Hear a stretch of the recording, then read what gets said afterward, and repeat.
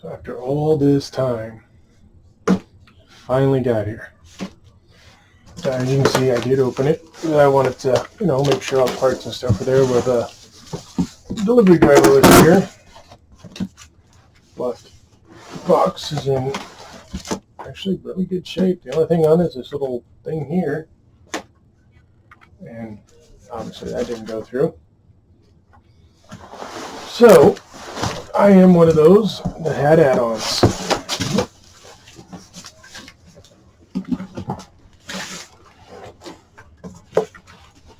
It's a really nice foam that some people use to put underneath their printer. We'll be printing feet. So first thing, Capricorn tubing. Well, import of Teflon pipe. The extra build plate. It's also in there. No issues. A leveling kit. Man.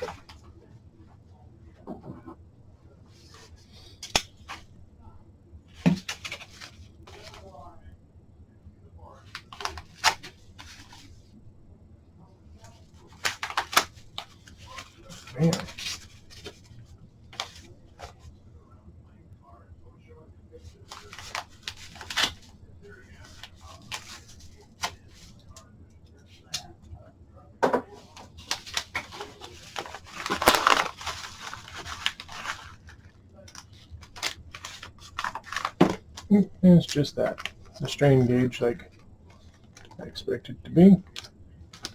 Ordered it, just me. It probably won't ever go bad, but if it does, I got it.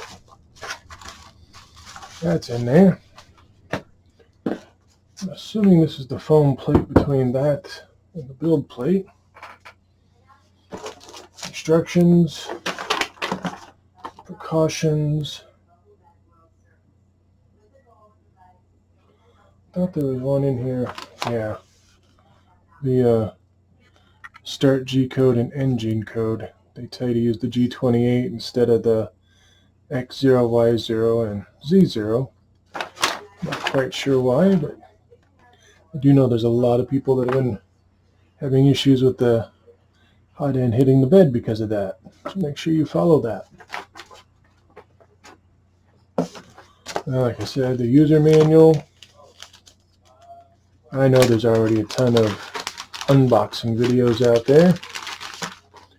There's so many people saying stuff about issues, damages, the switch. We'll be looking at the switch, the power supply, the wiring. But I think there's a very, very small percentage that have any issues. They're just very loud. And everyone who's had great experience, which I'm hoping to be one of, don't say a whole lot because they're busy printing. Anyway, we get the after sales service card, the manual, extremely thick.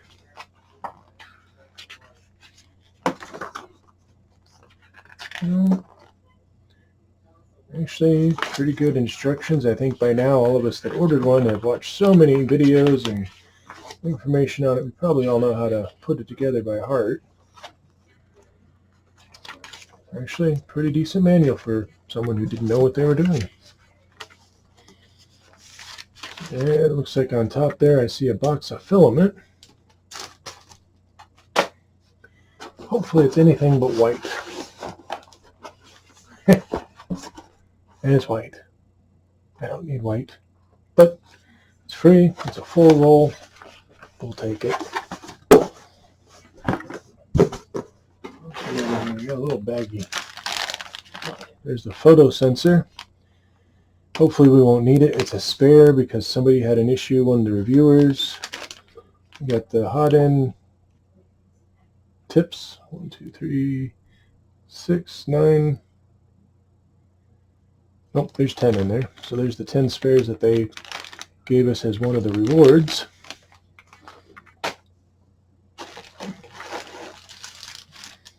There's the handle. It is metal. I am probably not going to be installing this. Don't quite see the point of it. The LCD screen, a lot of people are saying theirs were damaged in shipping and it was cracked. Mine looks to be physically good. That's all I can tell you right now. A little baggie in here. Oh, assembly screws and the handle screws, it looks like. Those might come in handy later, especially these to put the gantry on. We got part of the filament roll filament roll holder, power cord. Obviously I'm in the USA. I thought the other one was in here for this as well. Oh, there it is.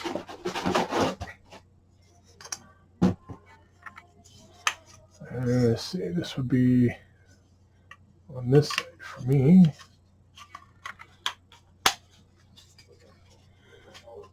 Now there are a few upgrades to this I'm going to make. I'm going to put some bearing, well, get rid of this piece and print it out with bearings. And this folds out of your way. I guess that probably needs to be over here if it's going to fold that way, don't it?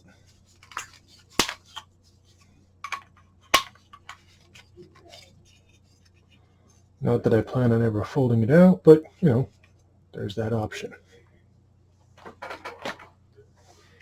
Now, only because I've seen it in other people's videos, I know this little chunk just comes out and throw that away. Protects the Z-axis in the motor. And then, you can see this. Right here is a very thin spot, and yes, the end of that X-axis is there. Mine looks to be okay.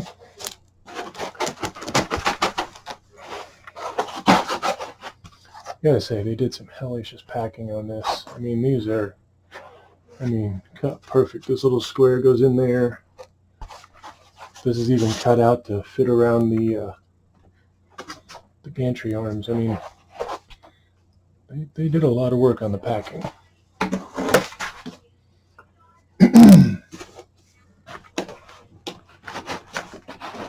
And then the other side is also very thin, where the X tensioner bar is. There's that optical sensor and the wire for it. You get a spare that came with it. Other than right off the bat, I see their sticker isn't sticking so well. Putting my thumb there so it doesn't slide around on me. And then the two Z motors and the extruder motor. Nice and oiled and tight. And then the X motor. And here's that. Of course, all that's off where you can't see it.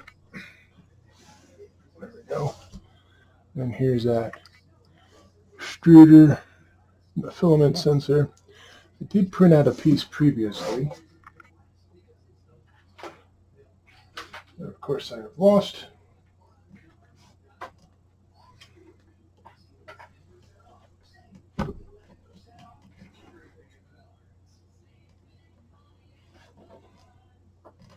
No, in fact, I don't think I lost it. I can almost guarantee you my cat stole it. There's a little piece here you can print that makes putting the filament in a lot better. I'll have to refind it or reprint it. Set this out. Oh yeah, I need to check one other thing. This is the first printer I've had with this belt. Seems like they ran the X gantry up too high. It's actually hitting those belts. Wrong way. Yeah, there we go. Now they're nice and straight. One other thing I wanted to look at.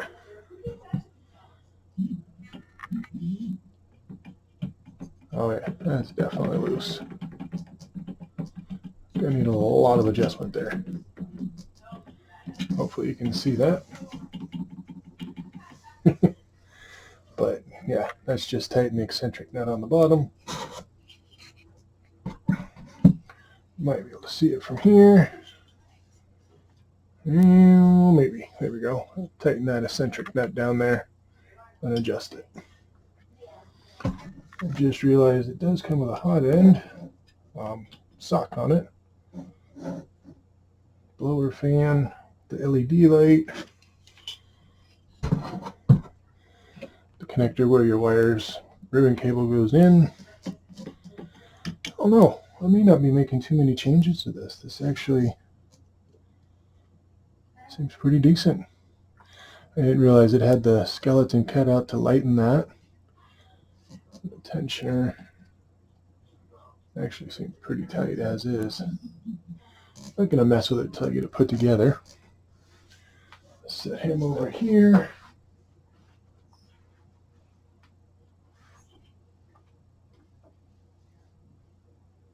I don't know what it is with cats and filament. They're always stealing my parts. Pull some more foam out of here. Again, you know, the cutouts, the detail they went into to make it fit. They did a lot of work on their packing.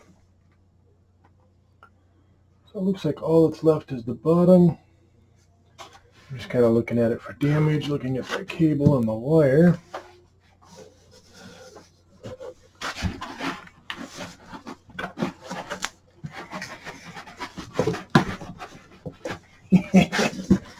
It is definitely snug.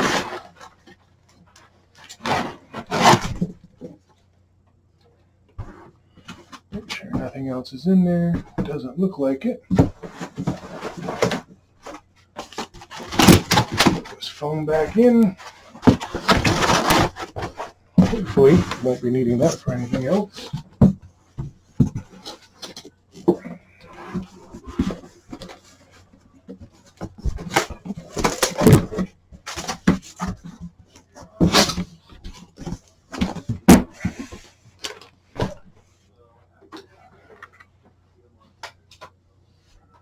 That was a lot of work. So here's that switch.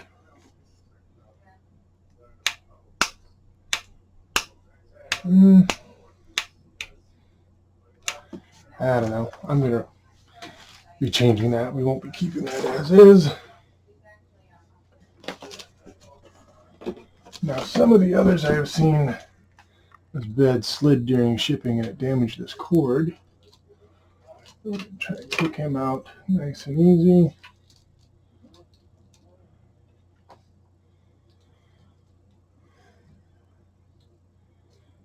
I don't see any kinks or anything in it. That's in all the way. There's the photo sensor where it's taped down with the black tape people don't like. They say they can't find it. I don't know, maybe I watched too many videos. I knew right where it was. The cable sensor for the cable for the LCD screen. This hidden drawer that nobody can find. And it's a pain in the butt to open.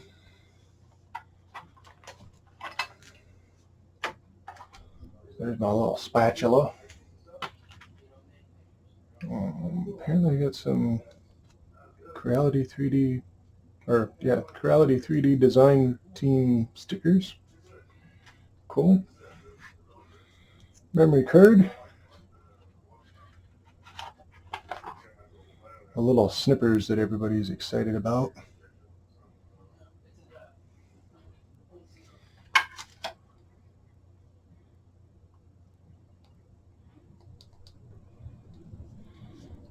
They're kind of cool. I got really big hands, so I'll probably be sticking my regular size ones. You know, the full size. You know, I mean, they're the same thing.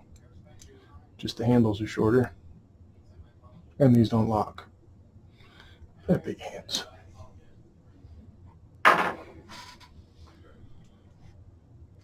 What else is in here?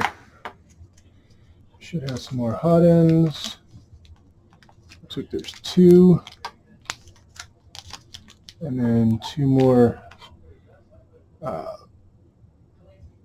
whatever you want to call them, the hot end couplers, so don't pull the Bowden tube out. Looks like two more inserts as well there. I see a wrench. We're taking the hot end out, in and out. A memory card reader. Oh, it's a nice inexpensive one. It'll probably stay in here because I have another one that I've been using and works just fine. It's already set up in my computer. Set of Allen keys. The nozzle cleaner. And another wrench. I think this is the one for the eccentric nuts. Obviously it's a 10 millimeter and an 8. I'll be using the crud out of that here in a little bit. We did see on the gantry that it was pretty loose.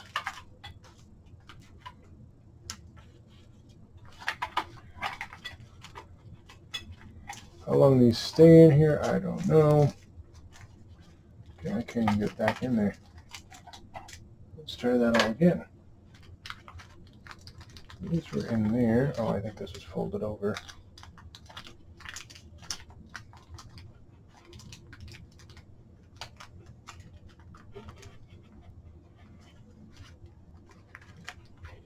And shoved in there. And this thing was something like this.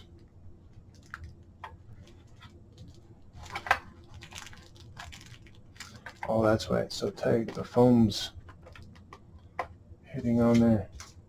I'm not putting the stickers back in.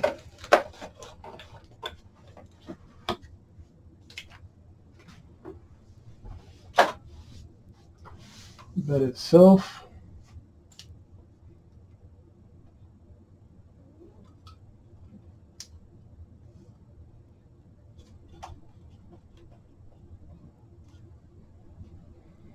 Actually seems pretty tight. I'll loosen those. Lift up the plate. Only because I saw this back here.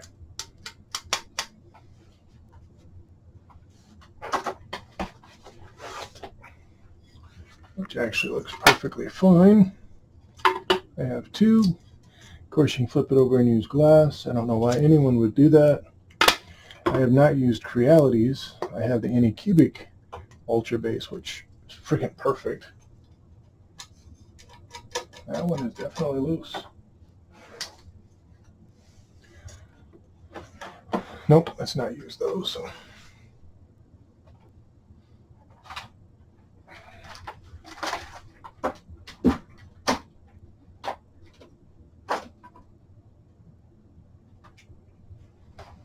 Is it this size? Yes, it is. So this one was definitely loose. I'm just going to snug these up. This one was loose. That one's loose. That one's really loose.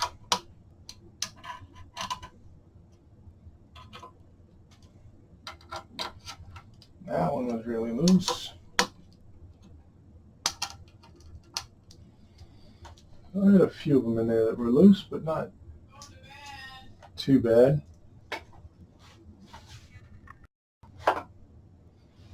And then just checking these. That one was loose. That one was loose.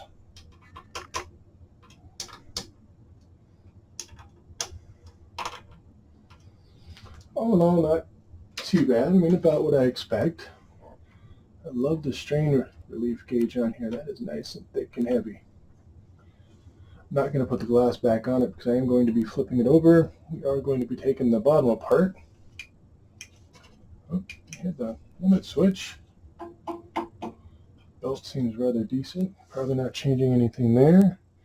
USB port. Possible issues there with the 5-volt. Memory card reader has a nice piece of tape over it.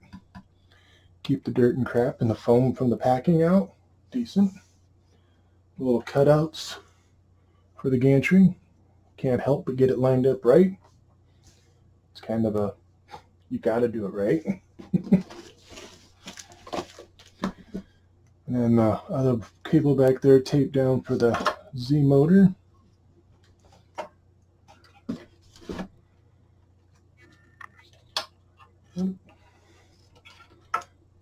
Just going around in here. Back here is your switch. And mine is sent to 230 volt. As we already discussed, I'm in the USA. And we're going to switch that over to 115. If you're in Europe, you'll blow it up if you do what I just did. If you're in the USA and you put it on either one, it won't hurt anything. It just won't run properly on the 230. Nice little motor cover. I like that.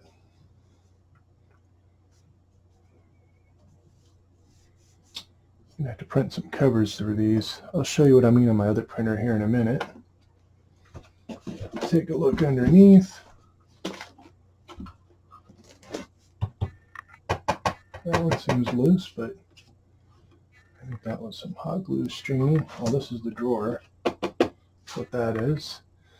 So let's take these off and take a look at things in here. There's a screw on top. I think it's this one. Yeah, that's definitely some hot string or hot glue sticky snot. And then I'll go through and check all these, make sure they're tight. Actually, I'll do these 4 now. Let's give you a little more cable. There we go. And just, well, nope. We gotta take this screw out first.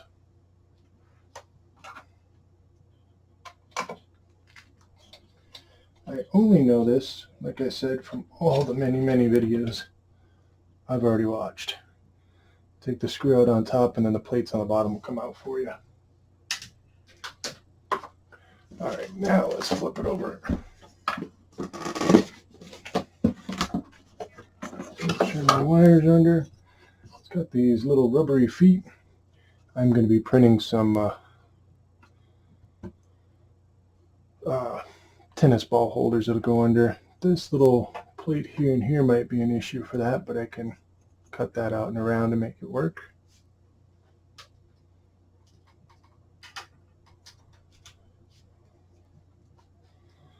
I wanted to check these 4. That's tight.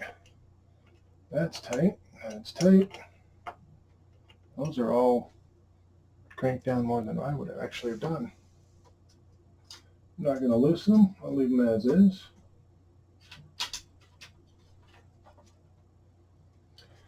We'll start over here at the motherboard cover.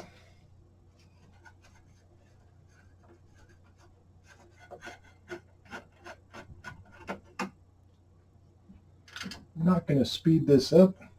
If you want to skip ahead, you definitely can. But I'm not going to speed anything up on this video like I do my prints.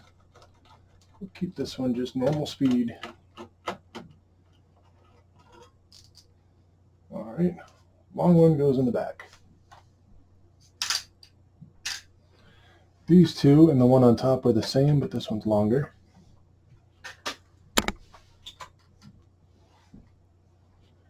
And how do we get this off? Should be a fan in here. Oh, there he is, and there's some more hot snot all over the place. Well, that's a nice hefty size fan.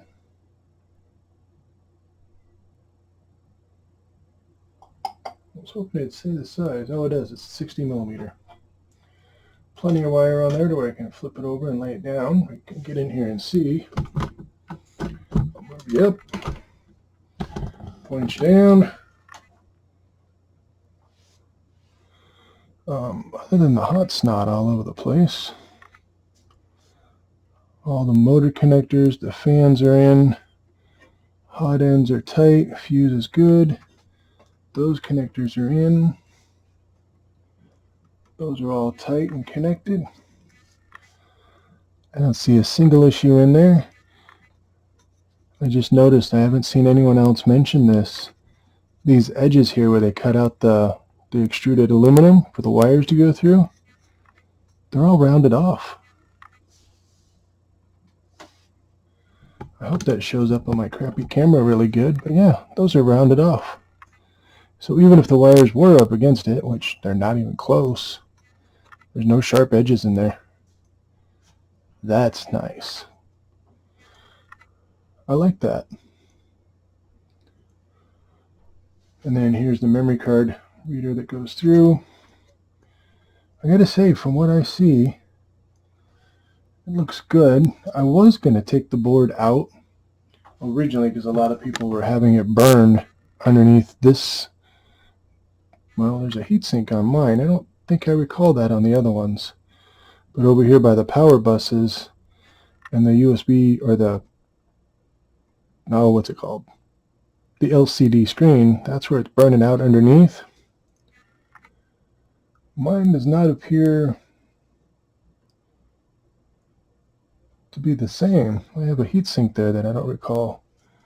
I'm looking on there for the model name. Oh, I actually just found it. Nope, mine is version 4.5.2, so it's the same board. Interesting, I don't remember that heatsink. But the issues they were having isn't that it's touching the board and or the metal and shorting. It's too much 24-volt current going through the little traces. So even if you lift it up and foam it, it's not going to make a difference. And mine is actually about 1/8 inch off the bed. So I'm not doing anything in there. That's where that little screw goes. I'm perfectly happy with it as is so far.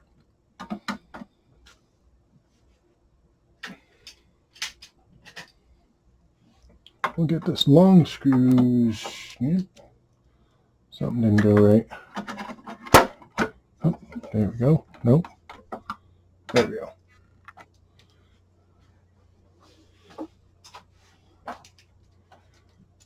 Get this long screw started back in there.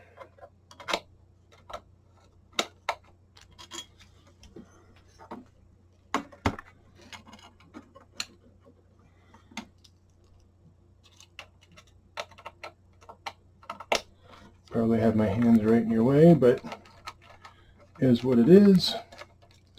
Just put it in there loose till I get the other two going. These two don't look like they have any movement on them. They're just where they are. That one's in. So as far as the motherboard goes and the connections go, mine looks to be okay. Not quite sure about the heatsink over there, though. I don't recall that on anyone else's motherboards that they showed. I'm going to have to go back and double check that, of course. But I don't recall that. Alright, I'm just going to flip him around. That way we can see the switch. And then get into the power supply.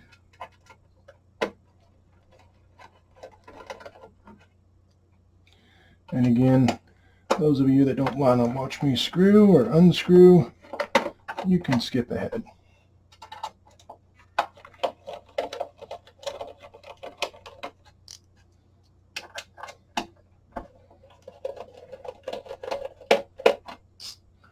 All these screws are the same size so far.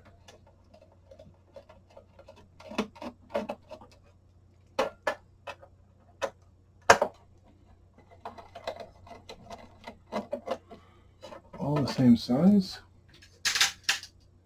And I didn't take these two out as yet.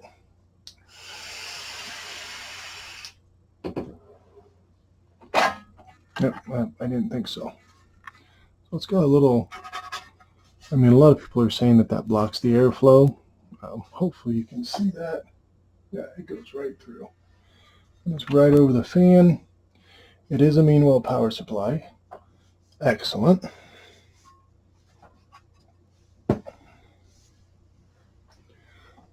And wire connections, they are Phillips.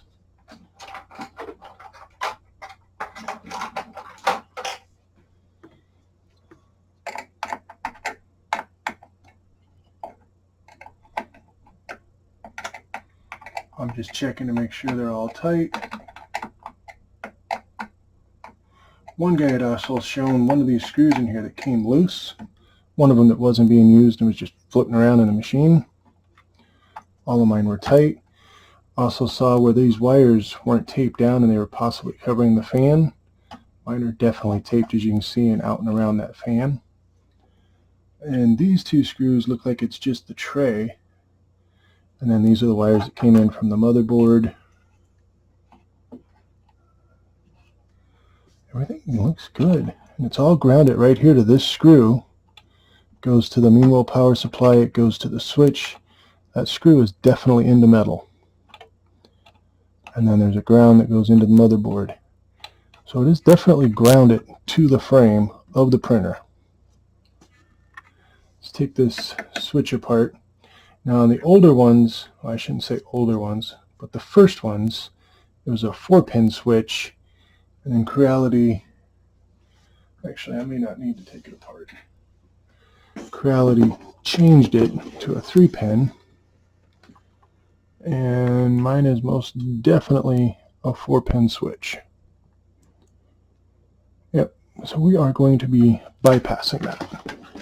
The reason I'm bypassing that, if you haven't already watched, I've got a couple other videos with a smart plug I'm using. And I don't need the switch. I can turn it off and on with my phone. Freaking amazing. So let's get this unscrewed. We'll need to unscrew that to give us some room here. And then I'll show you how to do the bypass.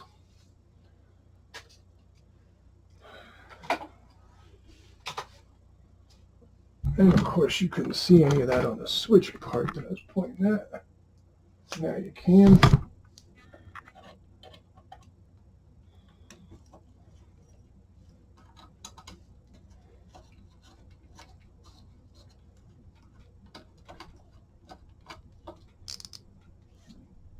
You know, I didn't check these screws. We'll be doing that here in a minute.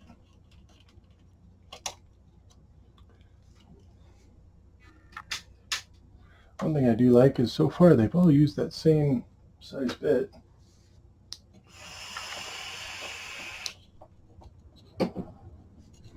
I was just checking and no, there's not enough room. This ground wire. So we got to unscrew that. Oh, I have no idea why I thought that was a Phillips.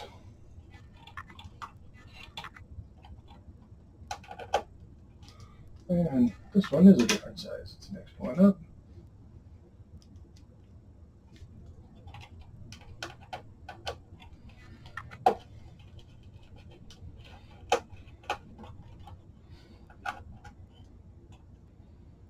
And give me this screw, and it looks like there's a washer on there as well. And it looks like there's this wire and this one. Looks like there's two of them spliced into it. It really didn't give me a lot of wire, did it? But it's enough. So what's going on is this switch is shit, apparently. From what I saw, one of them was showing where these blades, yeah, mine is too. These blades are just loose in there. So this is the main one from the power. We're going to pull it out. There's a little pin in here because they got safety locks on them. This is the jumper that basically takes it to the switch to the main power. We're going to move this over here and just get rid of the jumper. That means when power is put in here, it's on. So power to here is going to be activated by that smart outlet switch plug that I have.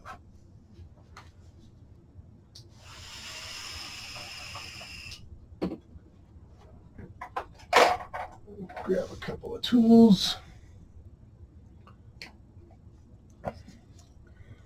See if we can get these insulation to slide out. Oh, it's actually a really good idea on these, but pain in the butt if you need to change or switch them out. But yeah, that safety switch is really good. And if I can get the switch out of here, I'll show you how bad those blades are. This one's just moving all over the place. I'm glad I took this apart. This switch is garbage. Am I going to write to Creality and complain about it? No. I'll probably be on many prints past the point they ever decide to even ship it, much less arrive. Alright. Yeah, I'm just going to bypass it. Just put this over there. I'll show you here in detail in a second.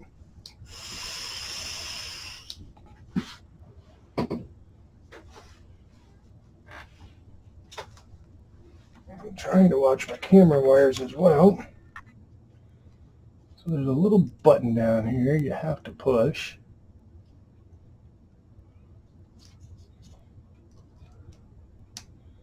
I mean, I like the idea, but it's a pain in my ass.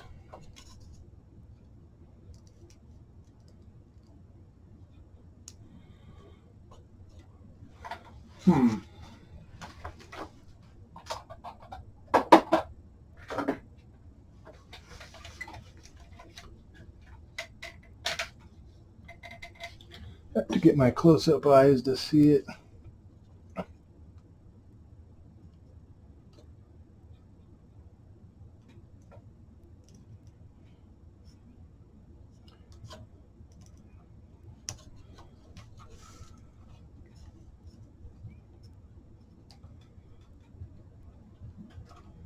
For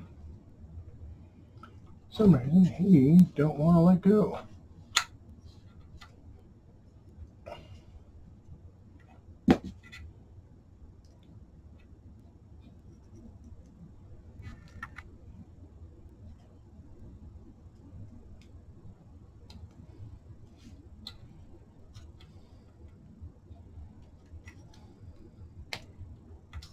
Okay, that one came off easy enough. Not sure why this one's being argumentative.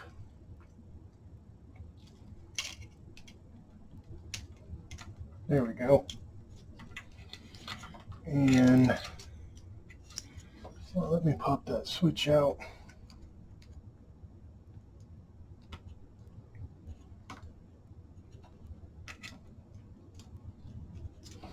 Oh, not with this little one.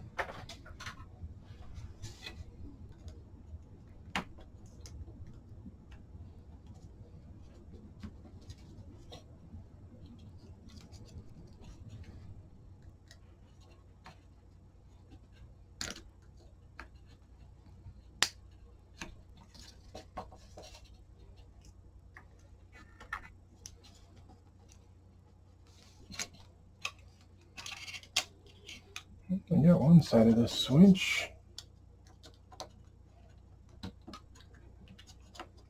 There we go. Now we got both sides. Nope, it's a fighter.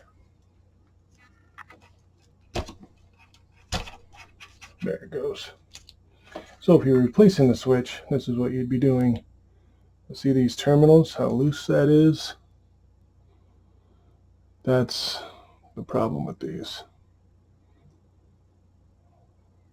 See how loose that is? That's very bad. We're not going to be using that switch. So our red wire is going to come over to here, click in the safety, slide down the insulation again. That is the bypass, for any of you that needed to know. Now, if you're going to get a new switch, where'd that go? I'm just going to take this wire off so he's not floating around in there doing nothing.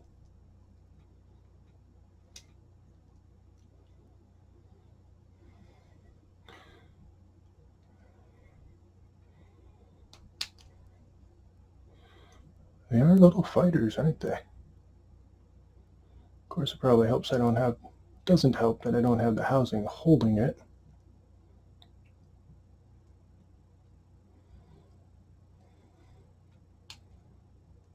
There we go. So, if you buy a new switch, let's say this is the new one, and I just showed you how to take it out. You just slide it back in, which I am going to do. and then you'd run your wires correctly. I put it back in because I don't want to have a hole here. As you can see, there's the bypass. We're going to put this back together. Or not. There we go. Take this wire, we'll put it in our little extra baggie of stuff in case I ever do decide to get a switch for this. I'll have it.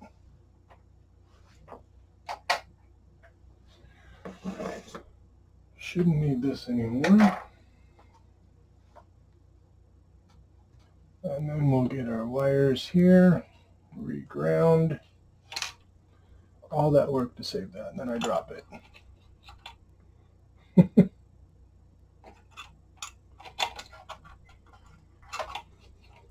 Where'd he go? There he is.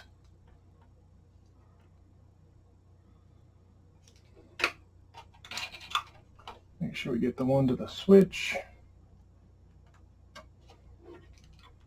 And then hopefully you can see it right there. There's that little metal tab sticking up, and it is definitely not painted. Let me just double check you can see that. Yeah, you can see it. Whoop, wires are in the way. Right there. Definitely not painted. It's metal on metal.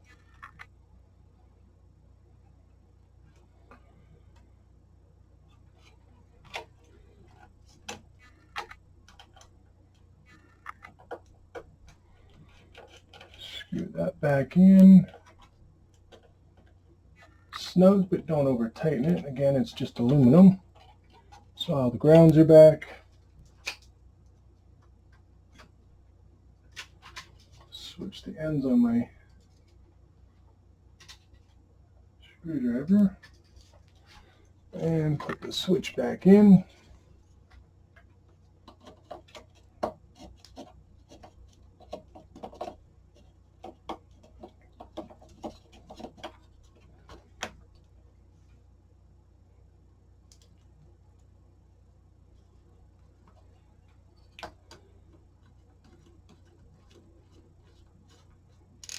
Now, as you saw, I bypassed the switch. The fuse is still here. So if it gets more than 110 volts, this fuse will still pop. All the safety is still there. Nothing that you did that took away anything that makes it safe or not safe. The only thing we did is we took away the convenience of having an on-off switch. Not about you, I don't leave my printer plugged in when I'm not using it. I unplug it when it's not in use. Whether it has a switch or not, it doesn't make a bit of difference to me. So power goes to here, it works. I'm just going to show you that real quick how I have my other printer. I'm going to spin you around. So you can see my Chiron printer. And then its plug is down here. When I'm going to print, I plug it into my smart switch, turn the smart switch on with my phone. I can push this button to turn it on as well, if I wanted to. If I'm not using it, it's unplugged. The on-off switch on my Chiron, which you can't see me pointing at, my on-off switch works just fine. I just don't use it. I could take it out of there and put it in here, but again, I don't use it. Let's go back over here.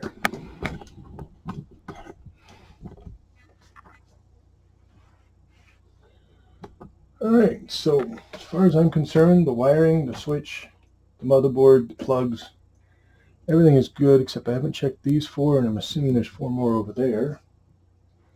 Let's do that real quick. Whilst we're here, I'm assuming these are going to be tight, because I think these are put on by the robot assembly thingy. You got these little tiles down here. This is the bottom, so I'm not too worried about it. I got 2 here, but not over there.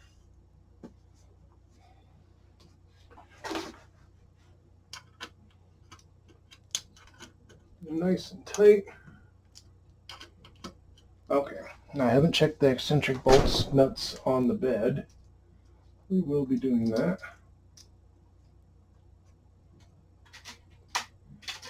Switching out my tips again so I can put the plate back over the power supply.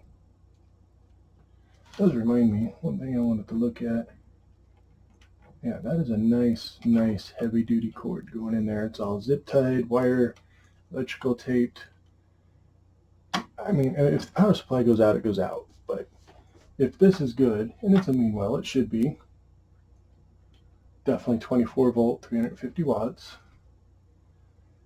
There's nothing there that can go wrong. Not as far as the wiring goes. And then put the plate back on. Make sure you flip it over so it's on correctly. I almost just put it on backwards. Line up your screw holes. And then again, those of you that don't want to watch me screw can skip ahead.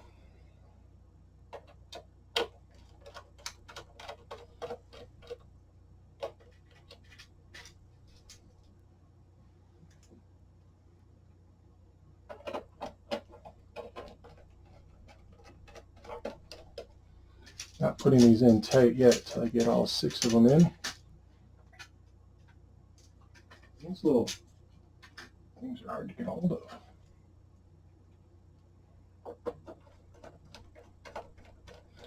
Just want to make sure they all start. Don't want to strip out anything or get them misaligned.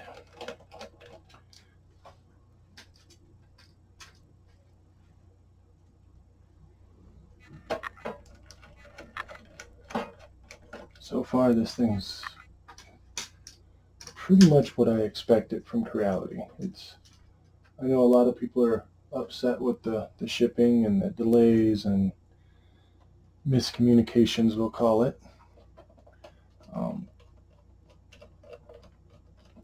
I'm not happy with that either, but nothing I can do about it.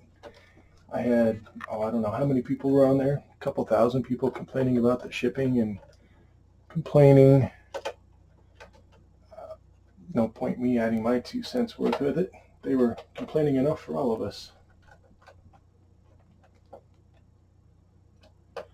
But as far as the printer, never mind the shipping and delays, so far I'm extremely happy with the build quality.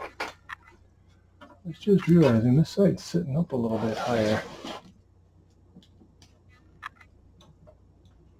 But it's under the plate, under the feet, so that shouldn't make any difference.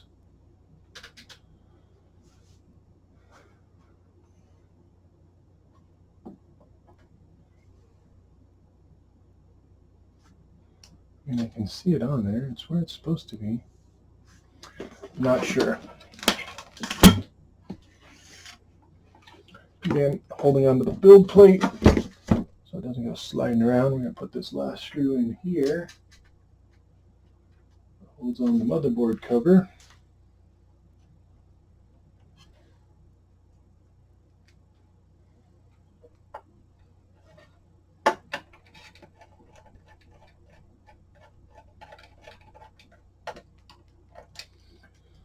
One of the nice things about this bed, hopefully if you bought it, you know what I'm talking about, is it does not have springs. It is a fixed build plate.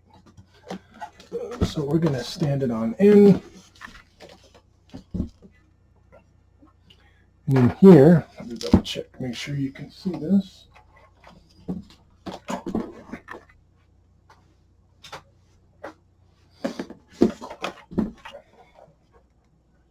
Yep, you can see it. In here you can see there's 2 wheels and they're on eccentric nuts.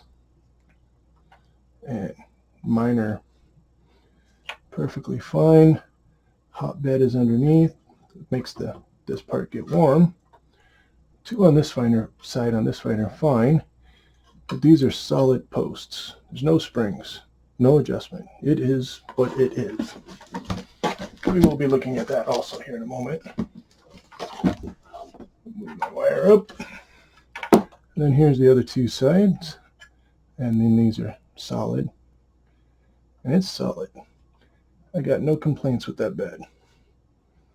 So as far as I'm concerned, the whole base, we're good.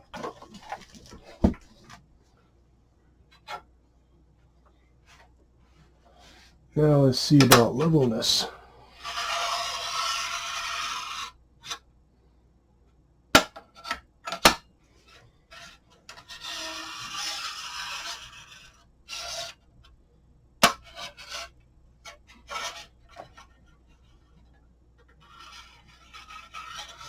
Okay, that's as flat as you get. That's flat.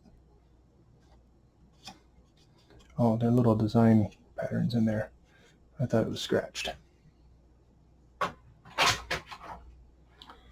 That is a flat build plate. I don't know what that is. It's like a little hole they filled in.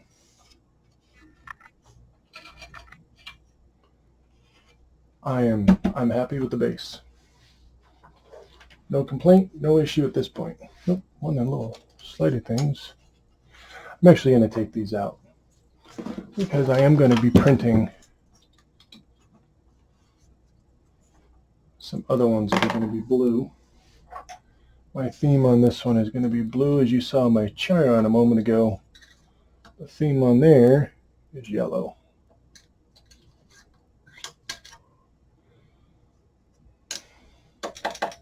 Oh, that's where they cut out over the switch. This one seems to be glued in or something. Oh, nope, there he goes.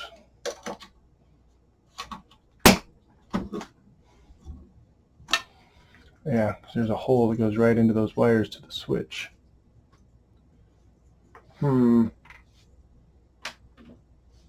think I might leave this one in here until I print those. Because I am going to be doing a few prints before. So let's make sure we got those covered so no, you all print it or will be printing. You're going to have stray filament going in places you didn't know existed. Kind of like the sand at the beach. But I see one little hiccup with that. If I have the Gantry on, they're not going to slide under nice and pretty. I'm going to print them on my Chiron. I'm going to print these in one piece. And then I'll do one each here and one each on the other side. The Gantry had some different stuff going on.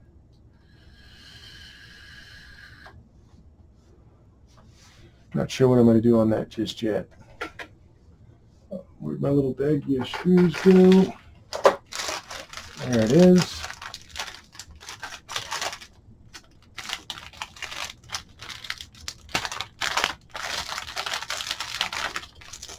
And these are the 4 bolts that hold the Gantry on. Looks like they also have lock washers. 2 of these screws go into the front here to hold your LCD on. The other 2 screws and the T-nut hold the handle on the top if you decide to put the handle on it. As you saw, I haven't even opened the instructions, but I've seen so many videos of people doing this. I pretty much have it memorized.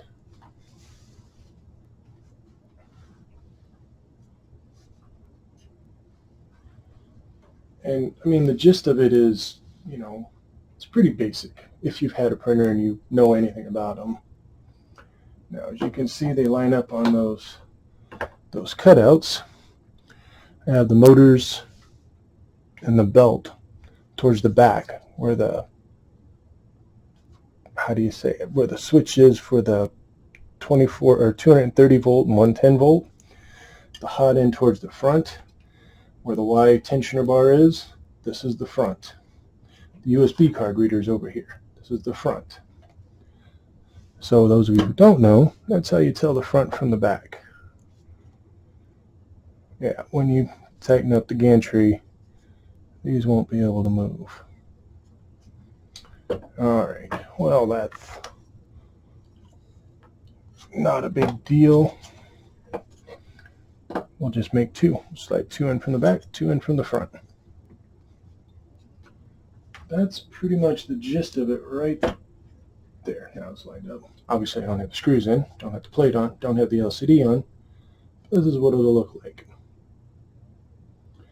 So let's get them screws in there. Seen lots of different people do it all kinds of different ways. I don't know a right way or a wrong way. I mean, I guess if it works, it works.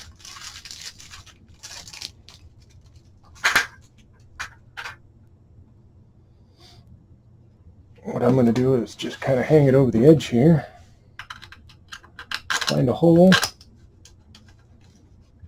stir it by hand.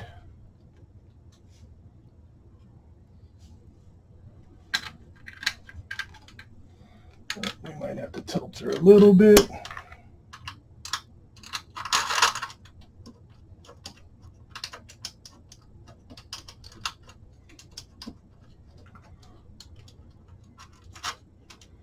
That one seems to be missing the mark. What's going on?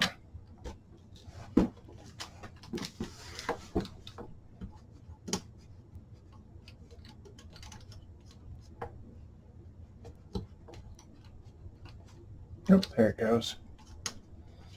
All right. Still holding on to it because there's not much holding that up at the moment. Switch bits. Now you definitely do not want to tighten these at this point. I'm just going to get them snug.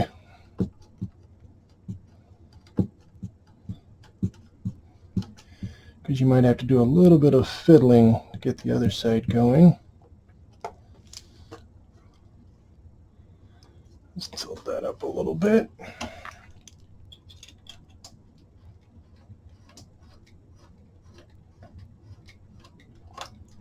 And again, not doing these tight by any means, just in there, just kind of there. I'm still holding on to it. There's really not much. As you just saw, it kind of wags around in the breeze.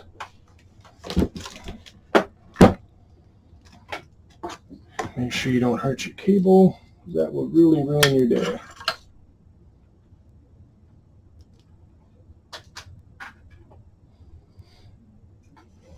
Slide him off the box a little bit.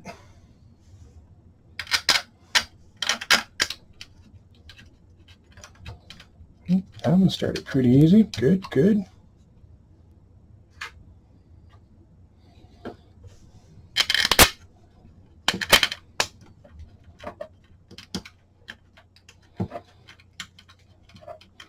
And that one started pretty easy.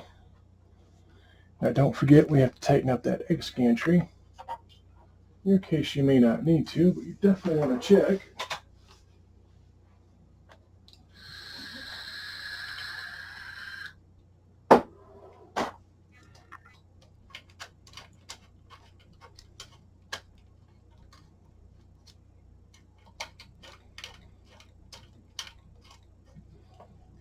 Now these, I am going to put a little oomph on them to tighten them. Alternating between these two. You're screwing into aluminum. Don't get all, overzealous. And that is lithium grease. Nothing to worry about. That's actually a good thing. We're going to flip it back around. There's a whole lot of flipping in this. Holy cow.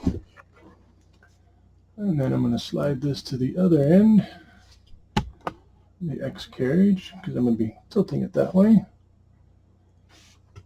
And then tip him down.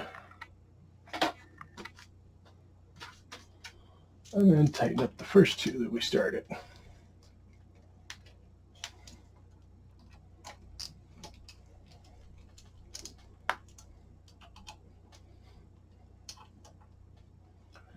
All right. So base, gantry are together. Base is thoroughly checked out. Wiring, bypass the switch, check the mean well power supply, check the drawer. Everything there is good as far as I can see. Bring him back over. Make sure you're up high enough. So now what we're going to do is we're going to check these. Make sure they're not loose.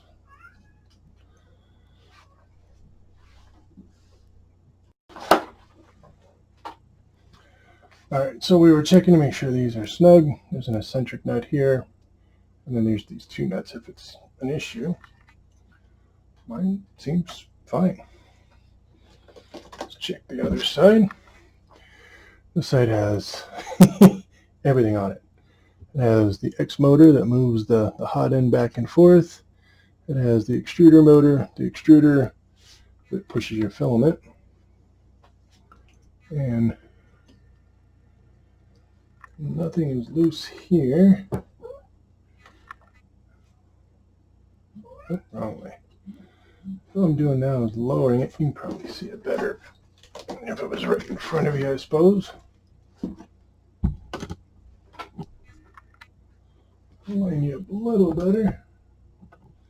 So what we're looking at here is this to be straight across as this goes down. And that it goes down really easy. I'm only turning one screw. The other screw's over there. And it's coming down quite easy. No binding, no nothing. Let's check the other one. Yep, good. Oh, I was just seeing that might be, well, yeah, I probably don't recommend that. You could move it with the belt on top. Just saw I did not check those two screws on either side. Snug, snug, snug, snug.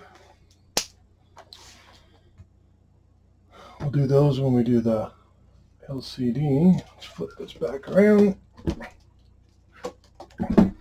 Keep in mind when you touch these screws, you're going to get that grease all over them. You're going to touch everything else. Wipe it all down when you're done. Now, as I said earlier, I had printed out the little filament holder guide here. My cat stole it. Let's print another one. It's alright. The one I printed was white. I'm going to have to print one out in blue. I was hoping to use the white one to get us started, but, well, my cat's a little thief. Anyway, now we do have this that needs to be adjusted because we know this is loosey-goosey. That's not good. And my hands are greasy.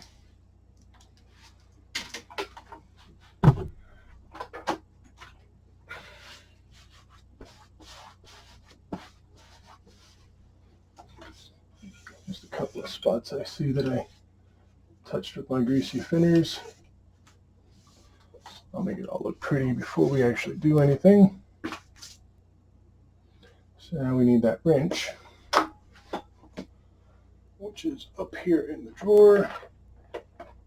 I'm just going to take the drawer out. Try to get this out without taking everything out of it. And sitting over there.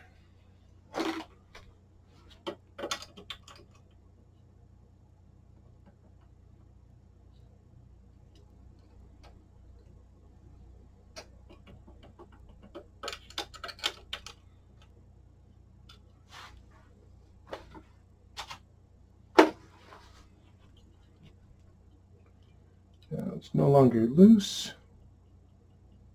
We want to make sure it's not too tight either. Make sure there's no skipping or any way that it sticks.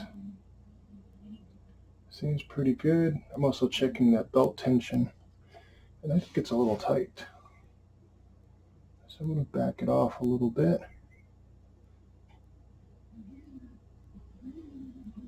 Much better. You know, righty-tighty, lefty-loosey. And we're not loose. Good. Well, that was pretty easy. Not sure where these little black things keep coming from. Take the wrench, and again, that's the 10mm side. The 8 ain't going to fit, but the 8 would fit your hot end.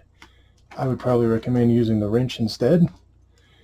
And hopefully you know what you're doing, but if not, you only adjust that hot end when it's hot. You just get it kind of finger tight, heat it up, give it a slight turn while it's hot. That way when it cools, it thermocouples and locks together. Same thing if you're going to take it off. Get it hot first, loosen it, turn the heat off, let it cool, then take it off. Alright, and there's these little blue things I was talking about that you cannot see. Right there. And there's one over here on the hot end for the Bowden tube. Those are what lock it in and out. You pull that blue part out, push the black button in, and then the hose will move with the Bowden. I am not taking this apart. Yes, there's plenty of instructions out there, how-to videos. Unless it's broke, I'm not taking this apart. I'm just not. There's no reason for me to take it apart. It's right out of the box. All my screws, everything are snug. I see no issues. I think it's time to start plugging stuff in. So we're going to slide the wires up here out of the way so they're nice and safe. Slide the bed forward. And as you can see, there's two white ends here. There's two motors. I wonder where they might go. Take the tape off. Now some people were saying that it was leaving some residue. I don't see any. Now it is labeled. This is the Z2 motor. Not like you can plug this in anywhere else. You have no choice. It goes right here.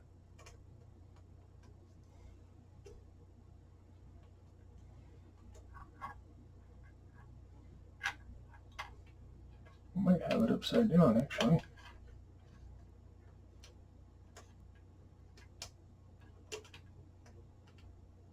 Oh, no, that's upside right.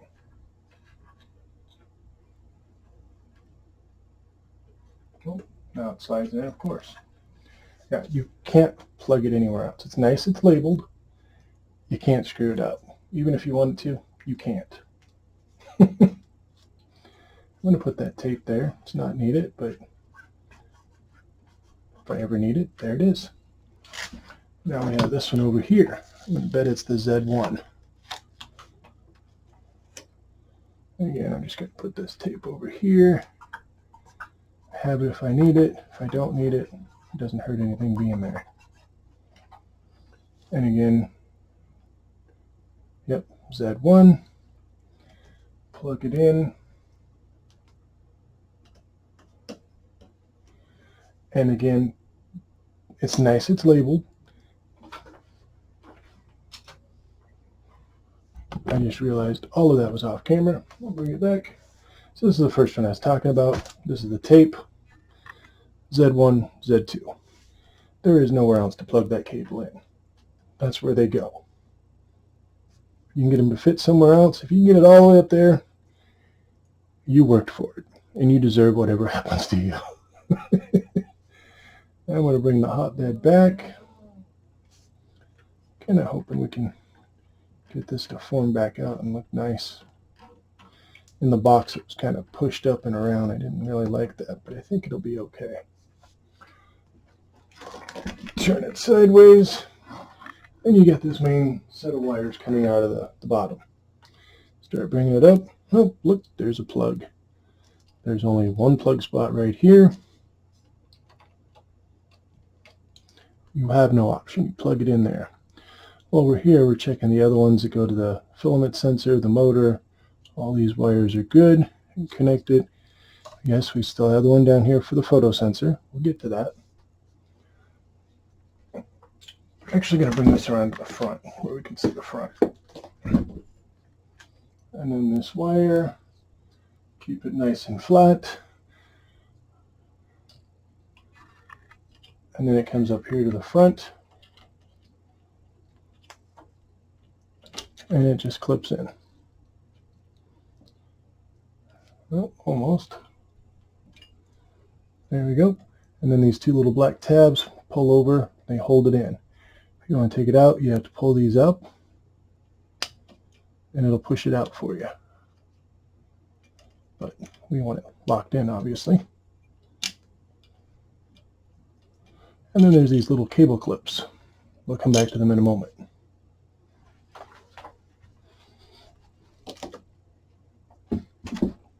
I just wanted to point out something here in the back.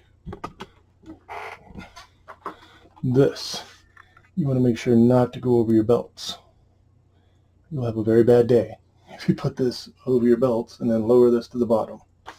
Now it might be close enough to be long enough, but we're not going to risk it.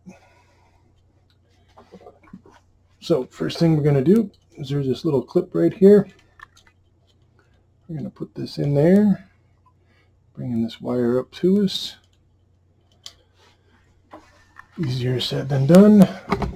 Now granted, you probably won't be doing this with a camera between you and everything you're doing, so you may not have the difficulties that I'm reaching out to.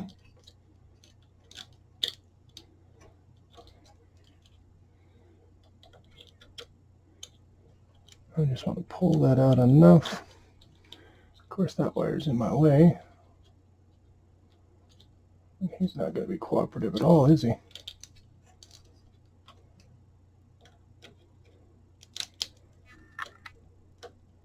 And I don't want to break it. It's just plastic.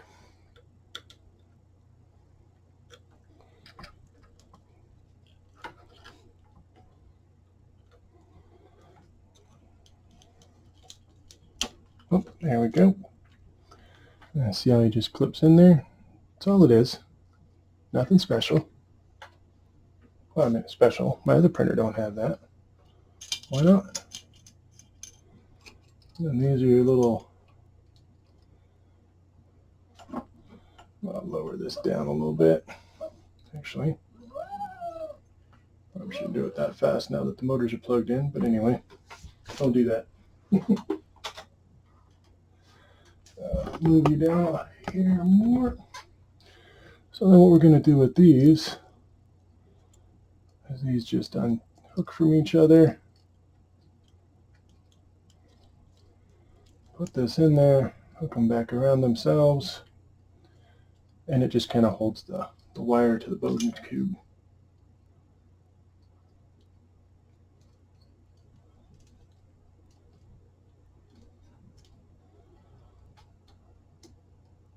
Well, if I can get it to cooperate. There we go.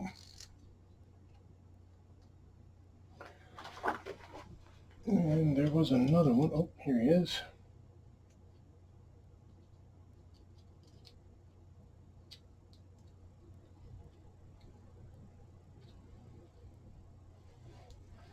And those are there just to kind of keep them together. That way nothing comes down and touches your build plate. Nothing comes loose, gets in the way, gets tangled in the wire or in the Z-rods or your belts. Flip them around one more time. I think I'm starting to understand what that handle's all about, because there's a whole lot of flipping going on here if you haven't noticed that. Lower you down just a bit. I am going to wipe off all the grease prints that I just put all over this from those Z-rods. All my dirty fingerprints. Now those of you that bought the PIE sheets, you would be taking those two, these two, those two, and those two screws out.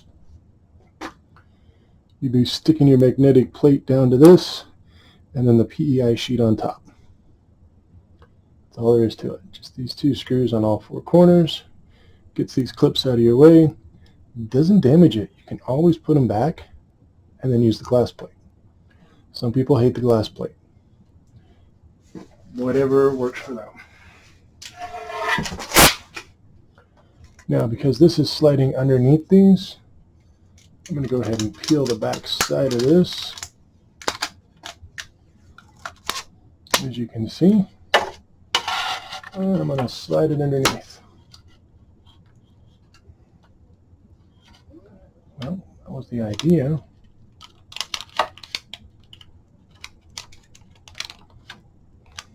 There we go. Square it up on the plate. I'm also going to peel this little corner here, move this handle over, peel that one, put this up over. I'm leaving the plastic on the bed. One, I haven't got it to its final printing spot yet. Two, I haven't calibrated or homed the hot end. And I've seen enough people scratch these. I've actually done it on my other printer. I've scratched my other printer. So any little bit of protection until I'm good and ready, I'm leaving that there. Now there's still a couple of things we haven't done. and that's the whole front end. We've done the back. We're going to push the bed out of the way. We're going to get the switch over here for the photo sensor, or the wire I should say. Do not cover this screw if you ever need to get into the motherboard. That'll really ruin your day if it's in your way. Stick this tape here. I don't need it now, but I might later. It only fits in one way. I've heard a couple people complaining they don't know how to put it in. Which way does it go? It only fits one way. It's got a little key on it. It only fits one way. And now we're ready for the LCD board. So we'll try to get this tape off here without messing this one up.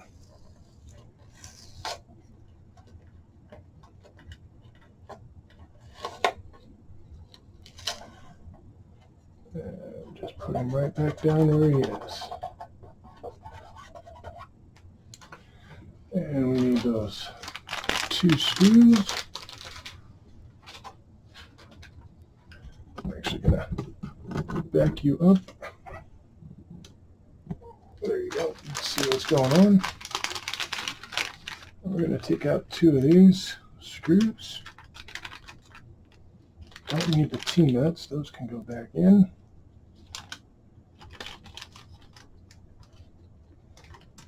Now again, these other 2 screws and the T-nuts are for up top if you want to put the handle on.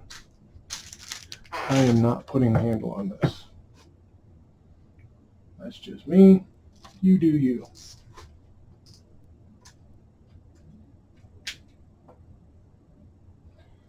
Finding the right bit to put the LCD screen on. There it is.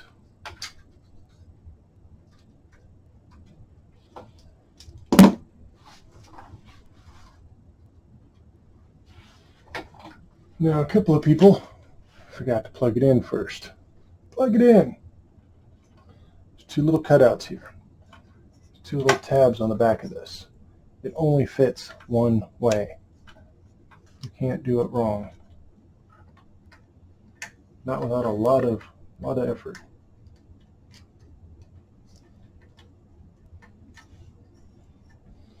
Plugged in. I want to make sure my wires are as straight as I can possibly make them. No twists or turns.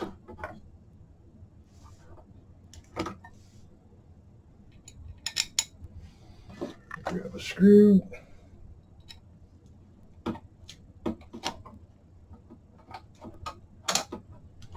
Missed the hole. Yep, there we go. And just snug, because we got to put the other one in.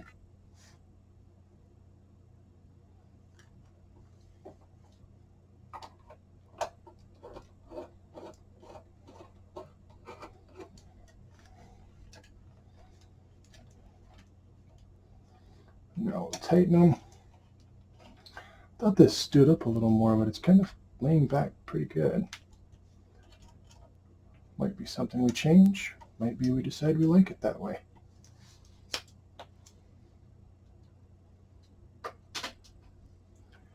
Now as far as the assembly, putting together, I'm thinking I'm done.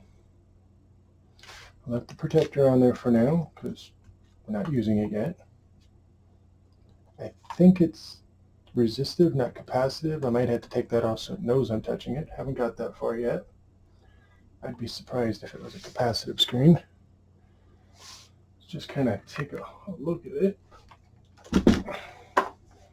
Doesn't hang off too badly. Lots of room there if you wanted to put Octoprint and a Raspberry Pi here. You could easily make a case and put it right there. I mean, tons of room. Put the tray back in. Grabbing the motherboard, or the memory card. Yes, you do need to take the files out of the folders and put them in the roots of it. I haven't done it yet. I'm going to test it as is before I do anything. Drawers back in. Move this sticky over the card reader out of our way. I'm just going to lower it down. Put it right back.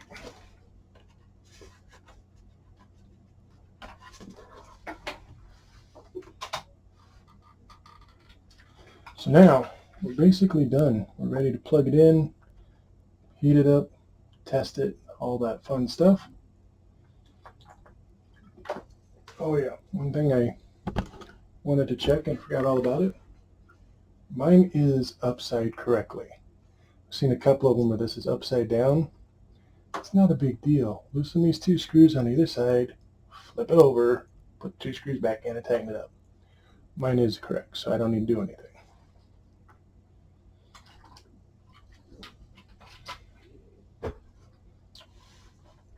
So now I got to move all this around and behind you. So I'm going to pause here and we'll be right back when I get it moved. Alright, so you can see I got him sitting here next to his big brother, the Anycubic Chiron. He's a little bit taller. A little bit bigger. But he's there. We're looking at this today. The only thing I did, okay, 2 things I did. Ran the power cord because it had to go down and back behind and plug in here, right here. And this is that smart switch I was talking about. It's by GoSund. And then this wire goes down, comes up the back side of the printer and plugs in. We bypassed the power switch, so as soon as this has power, it should be on. And we'll be back up. Only other thing I did is I put the filament holder on here. I see we're going to have an issue. I can just move this stuff for now. Actually, we can go over here with it.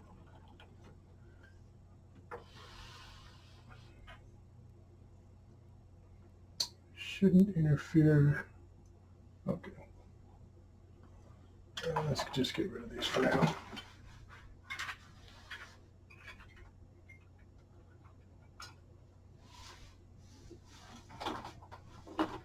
Alright, get these out of our way.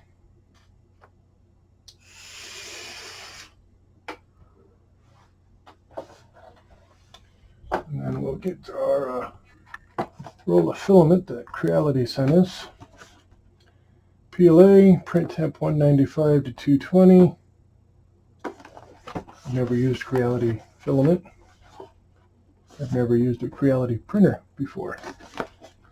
On my Chiron, PLA that I ordered from ZYL Tech. I order from them a lot. For that, hot end temp is usually 207, and then the bed is 55 degrees. Everyone's experiences are going to be different, whatever works for you. And again, got that nice clear reel. Now, I've heard most people say this filament doesn't print well. Definitely airtight.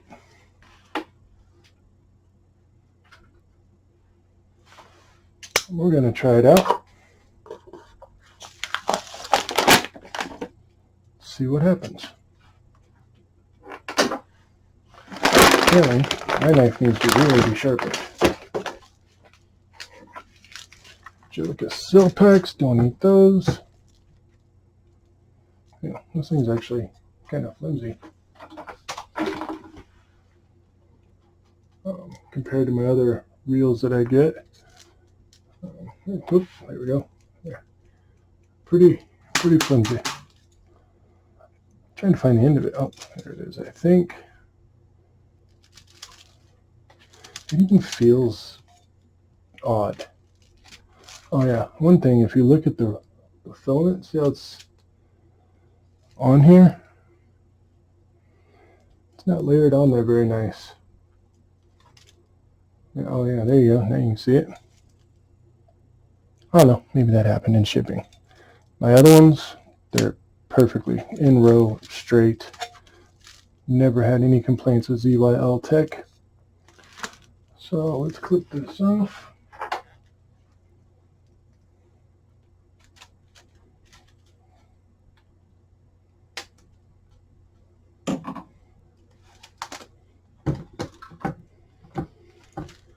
And I know you probably can't see that on the camera, but I cut that at a 45-degree angle. Those of you who print know why. Those of you who don't, just do it. Just do it. And let's go back over to the printer. See if I made myself enough room for this. Oh, looks like I did. Good. Okay, one thing I just realized. The filament runout sensor. A lot of people have had issues with that board being loose. One fix is just loosen it, put a little hot glue so it doesn't move around, put screws back in.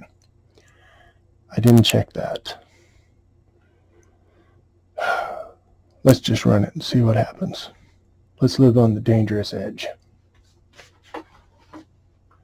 All right, flip the switch here all the way back. Oh, I see what they mean. That is a pain in the butt.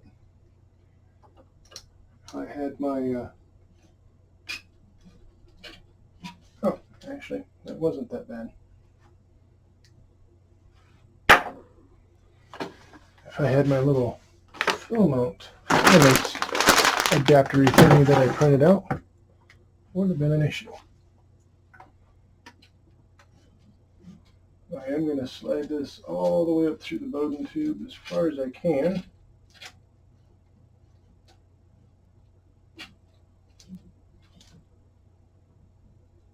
And it looks like we're there. Flip the lever back and tighten it. Now I'm not going to extrude any filament right away, other than what might drip through. First thing we're going to do is just the bed leveling. Now, even though we've all seen the videos, we all probably know what you're supposed to do from here.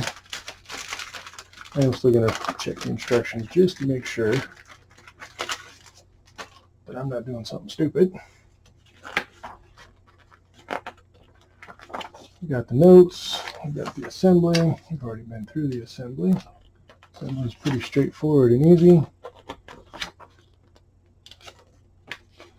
There's the handle. How to adjust the belts, I already did. And basically it just says once that's done, plug it in, turn it on, go to level. I know you can't see that on my, can you? No, you can't see it. My camera hates it. Oh, there you go. You go to level. And then just follow the screen prompts to level it in all 13 spots, 16 spots it looks like. Just skip through that real quick.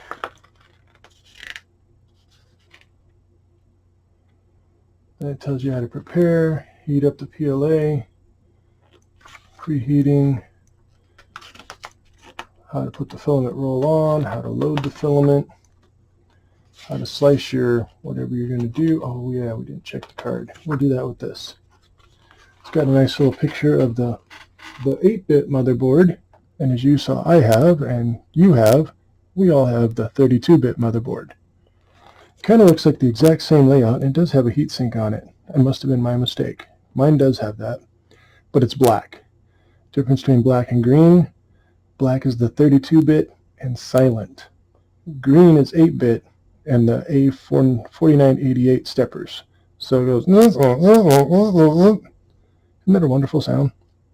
Neither of my printers will make that noise, I hope. Little troubleshooting bar graph. A little flow chart. If this, do that. If not this, do this.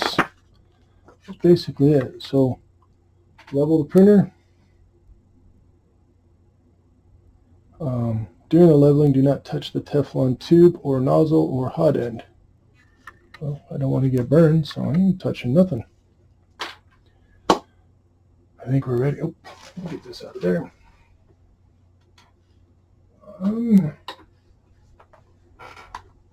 Flip you around here so you can see what I'm doing. Oh yeah, you can kind of see the screen on my phone. Put in my code, wake her up. All right. Then I'm going to Smart Life. And you can't see the app, but you can probably see the app for the Smart Switch. And of course you can see the screen on the printer. Turn you up a little here. So we're going to kick the power on. This lit up. Oop, we got life. What's going on? We got a bar graph going across. We got a chirp. We got a chirp.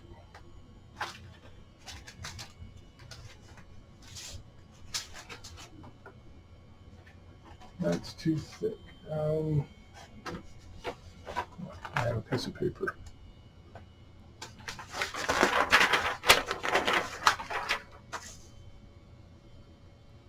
I don't know if I want to put a piece of paper under there or not.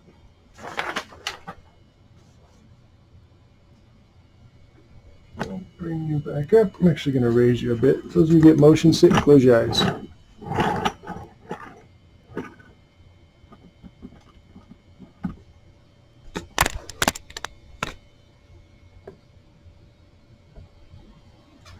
Alright, so definitely that fan is noisy. I can live with it though. If that's all the noise it makes, I'm good. So before I do anything, I just want to go into the print. I'm going to go into move, and I'm going to check the X, Y, and Z. Uh-oh.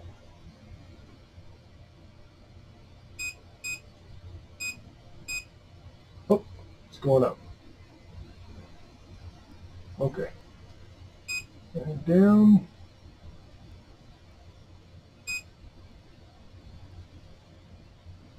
Alright, so all the axes are moving as should be. I just wanted to check that. Go back. Back. Nothing else in there. Cool down, no.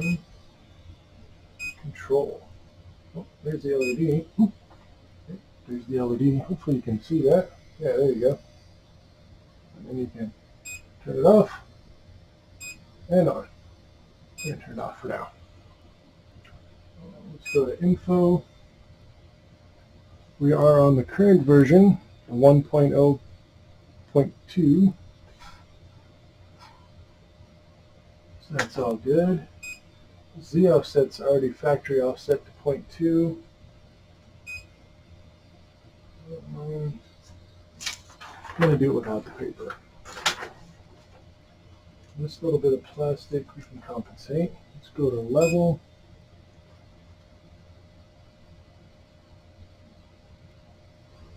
And then you have an option to change the offset.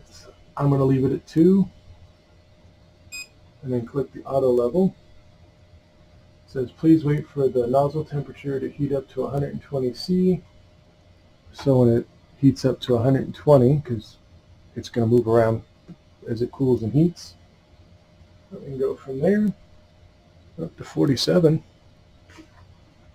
Let's see, I might be able to get you a little closer now.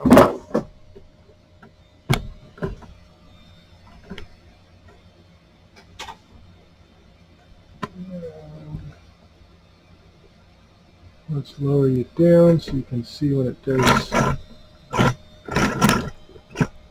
bed leveling. Whoop. Well, we're at 112, and it's homing, coming down in the center. Now, unbeknownst to you, I have my finger on the on-off switch. One thing I'm seeing here is this cable is kind of having an issue with the filament. I might have to re-guide that. Again, I have my hand on the on-off switch, so if it starts hitting or making some odd noises, we can kill it as needed. Temp's only at 118. Wasn't supposed to hit start till it got to 120.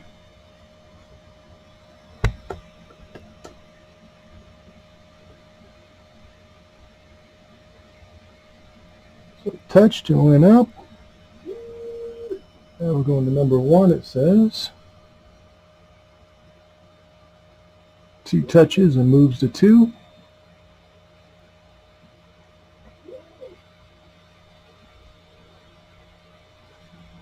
Now some people are suggesting that if you have some issues with the first layer, it's usually too close.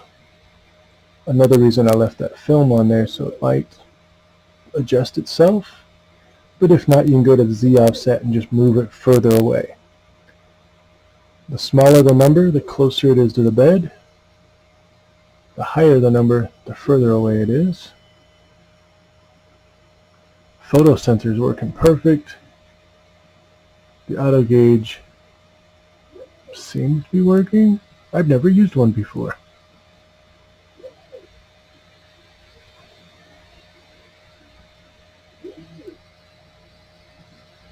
I'm watching the temp gauge. I don't know if you can see it very well, but the 120 set temp is it's not too bad. It's fluctuating 119, 120. I can live with that. I just saw the bed move. So it finished that, went back to the center. And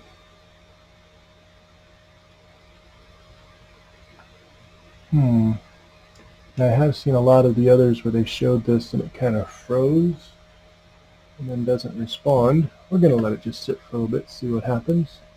One thing I'm seeing is right here, this cable's getting kinked around. There is a guide you can print that snaps over this that holds this up straight. We will definitely be doing that.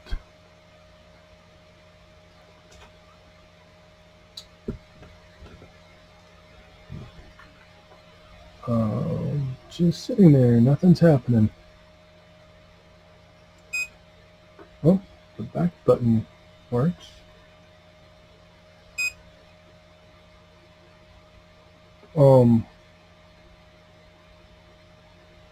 It didn't do anything. Is that it?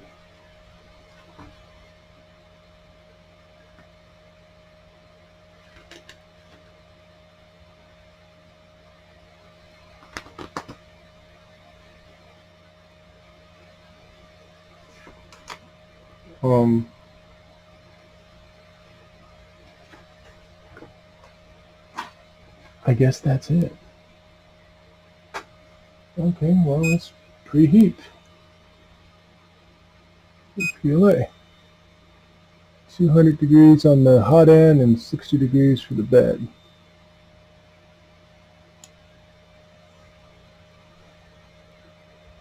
A little warmer than I would normally run, especially on my much larger bed for my Chiron. But I'll let it do its thing. So it's heating up pretty damn quick, actually. I'm going to grab the memory card.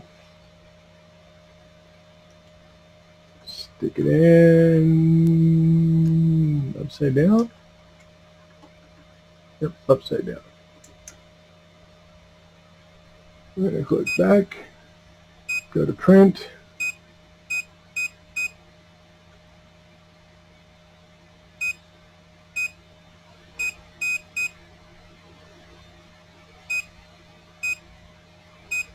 Now my Chiron doesn't like to read the memory card if it's inserted or removed while it's on. I don't know if that's the case here or not, but it definitely does not show anything.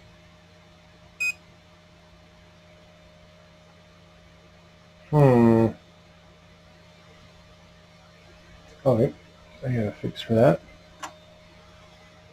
Grab an adapter.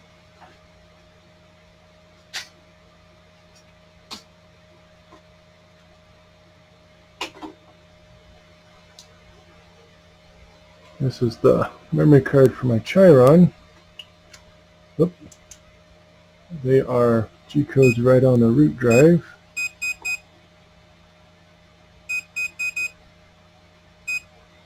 Does not see it. Oh, you can control the temp from here, nozzle, bed. This can actually go down. I'd rather see that to be 55.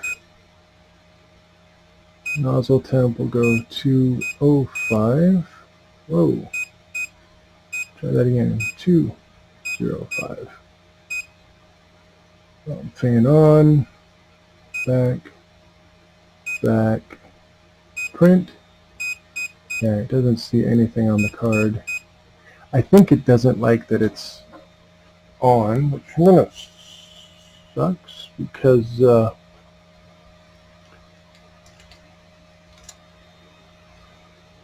have to turn it off. Alright. I'll go to prepare. I'll go to cool down. I want to go to move. Lift the Z up off the bed a little bit.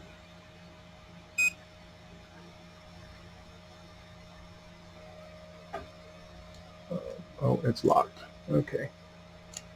That should be enough to let me get this off here now.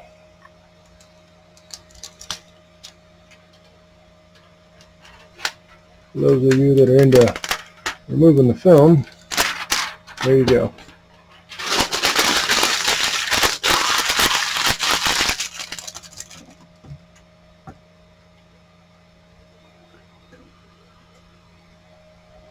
And back to the home screen. I'm going to take my memory card out that has G-code files on it. On the root, put theirs in there.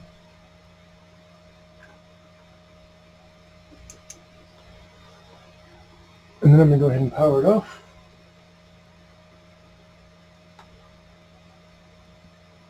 Yep, using the app on my phone. Turned it off. And turn it back on.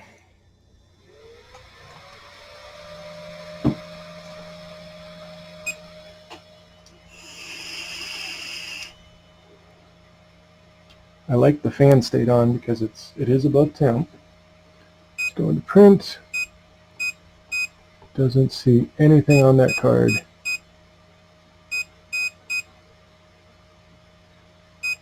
Now, if I remember right, you could print invisible, even though you can't see it. I am not going to do that.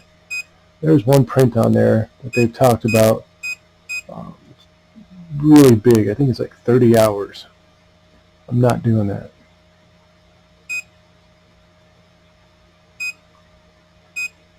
Alright, well, let's try turning it off. Now this is what I kind of expected. I didn't think it would read their card. Turn it off. Take their card out. Put my card in. You know, I don't remember what size memory. What is that? Oh, it's just a little 8 gigabyte one. So it shouldn't have any issues with that. Just a little 8 gig card. I'm not sure what theirs is. Oh, theirs is an 8 gigabyte card too. So we should be good. Still cooling off because the fan temp, it's at 64. Now my Chiron at 65 degrees, that hot end fan turns off. This one's down to 60 and it's still running. Print, oh looky there, there's files. Excellent. Yep. Hey, there's the filament sensor. Now these files I can't print because they're set up for my Chiron, so I can't do them on here. I just wanted to make sure it can read them, and it absolutely can. Fabulous. We're down to 52 degrees and that fan is still running.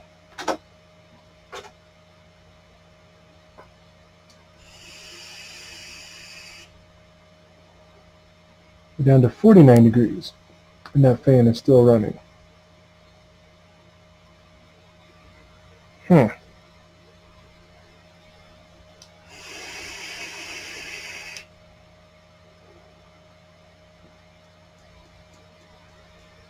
Alright, well, I'm going to let that finish cooling off. I'm going to move the files off their memory card to the root of the memory.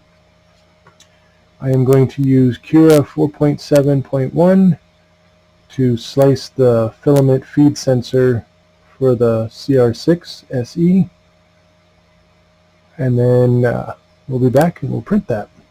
See how it goes. Probably ought to grab this memory card, otherwise I'll forget where it went.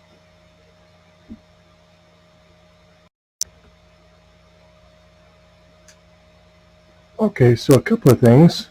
While I was slicing that, I left this plugged in and running. The fan's never turned off. It's cooled down to 26 and 31 degrees on the bed. Second thing, their memory card, I couldn't read in my SD card reader. Tried using my SanDisk card reader, didn't see it. I used theirs, whatever this is, SDX micro SD card reader. It brought it up no problem. I don't know. I used theirs, it worked. I did not reformat it. All I did was slice the filament slicer to the root of the drive.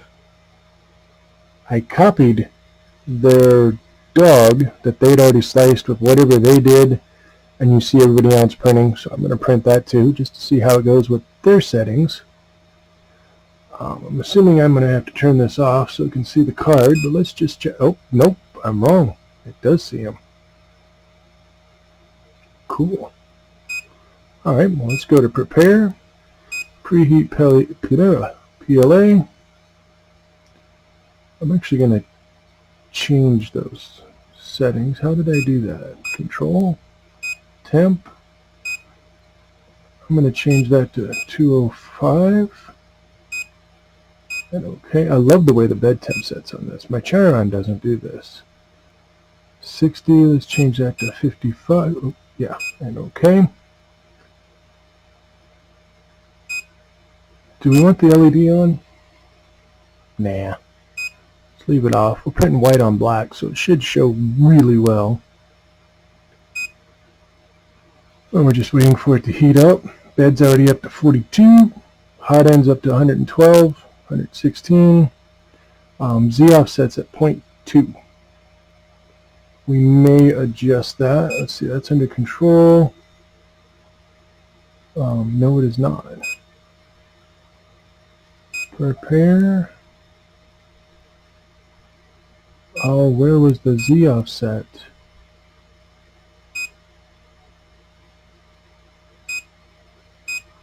Is it under level? Yes, under level. We can move that if we want or need. I'm suspecting we'll move up if anything, but we're going to leave it for now. Right now it's factory set at 0.2. And we are up to 50 degrees on the bed, 181. I have not cleaned the bed. I pulled the sticky sheet, the protective film off it, and nothing has touched it. So it should be, oh, it's pretty warm. That's about that's about 50, 55 degrees. And hot end is at 199. 6 to go.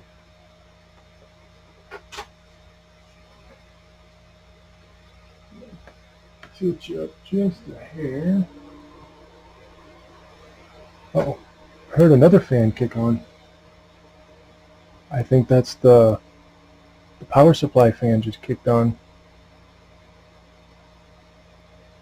So it's, I don't know if you can hear it over me talking. It's pretty quiet. And we are at temp. Now I'm going to print the one I sliced first because it's pretty small, pretty quick. We'll know if there's any issues. So we selected it, and we're going to click print. Oh, you can tune from here. Print speed, it's at 100. Bed temp, oh, you can adjust the offset from here. Fans will leave on, LED on and off. Okay, that's cool. So now it's homing.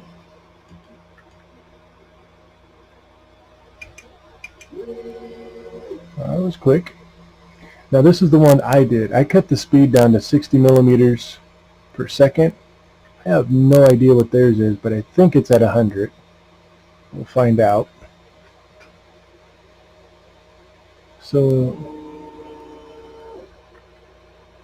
looks like it's doing a purge line. Yeah. Oh, looks like they had yellow in it. I'm gonna get rid of their little smear. Or not, darn it. Okay. Now again, this is printing the filament sensor that I asked it to print at my settings in Cura 4.7.1.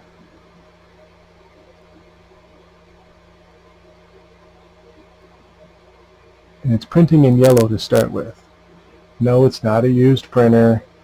When they test them before they ship them out, they apparently had yellow filament. And it should be getting to the white that they sent me here shortly. The only thing I do not like about their print screen is it doesn't tell me what layer it's on. And if I go into Tune, no. It doesn't tell me what layer it's on. I don't like that. Let's turn the LED on. I suppose in the dark it might be cool. Let's go ahead and turn that back off. Go back to the main screen. Yeah, so we got the name of what we're printing, how far along we are, print time, tune, pause, stop, hot end, current temp, what it's set to, hotbed, what it's currently at, what it's set to, how fast we're printing, and the Z offset. Now it definitely did not gouge the bed in any way. It's really hard to see under there, but I think we're printing in white. I see the wheel over there moving around pretty good, so it's pulling it out. And this is just a test print. I'm going to be doing this for real in blue, but I know this one's only like 20 minutes. You definitely need to get a strain gauge on that wire. Tilt you up a little bit more. That is a pretty good kink in that wire. So the strain gauge, I'm definitely going to be printing for that to keep that nice and straight and not have any flex in it like that. Already up to 14%. No errors, no smoke, no funny smells. Well, I smell funny, I guess, but all the fans are running.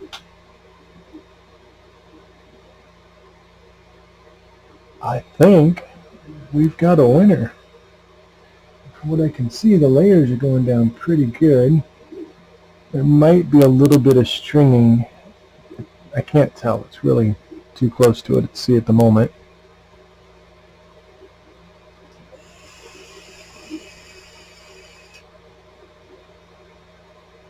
%. I'm not hearing any clicking or anything out of that extruder, but I can definitely see that filament being pulled out of there pretty quick. Maybe over so you can see that a little better. Of course, it's white on a white brick wall, but you still see it moving. One thing I did notice on this, all the extruder motors are the same size. Now granted, this doesn't have the monster bed that my Chiron to the right of it has. My Chiron, it's got a double the size of that motor for the moving the bed on the y-axis. From what I can see, we definitely got good adhesion. I did not put a brim, no skirt, no nothing. Just the purge line.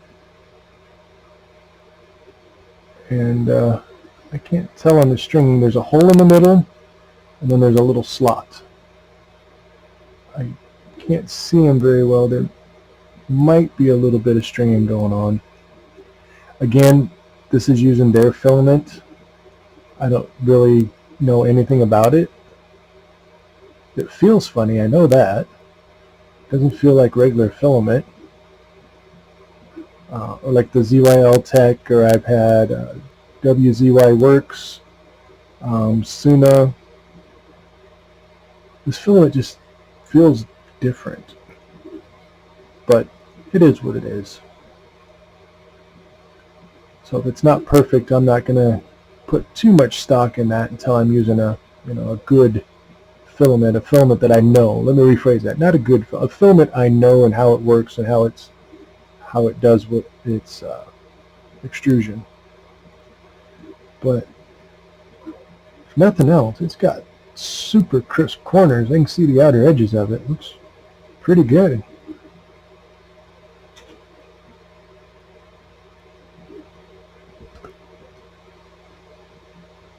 Right about there, you can see the screen, the print bed, and the filament roll.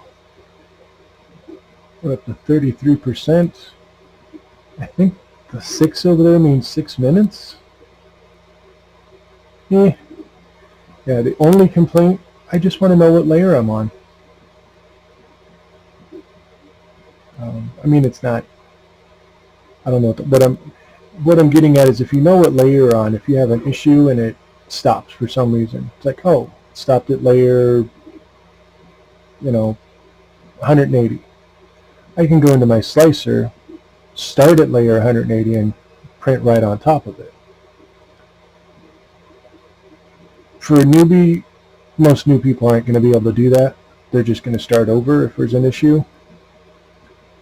But it'd be nice to have. Just, there's plenty of room right there. You can just add it, layer level, or even shrink it down just a hair and add it at the bottom. It'd be nice. But of everything I have to complain about, that's my biggest complaint so far.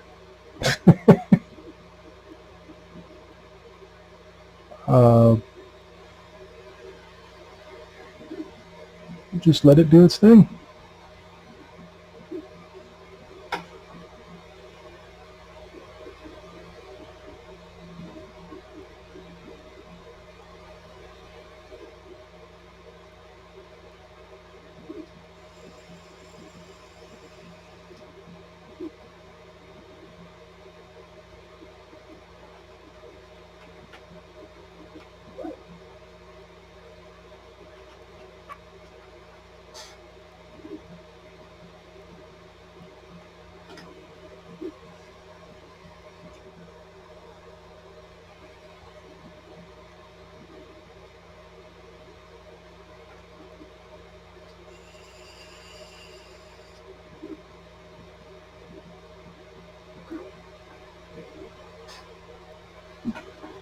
I just realized back there in the corner, you can see the tennis ball foot that I have on my Chiron printer. Better look at it. And of course you can see my black and yellow theme that I did on my Chiron. A little better look. There we go. On here, I'm going to be doing blue and black, not black and yellow. And I'll be making those little feet and putting them under here. Now that I'm looking at it though, tennis balls are probably way too big for this. You could probably do little racket balls.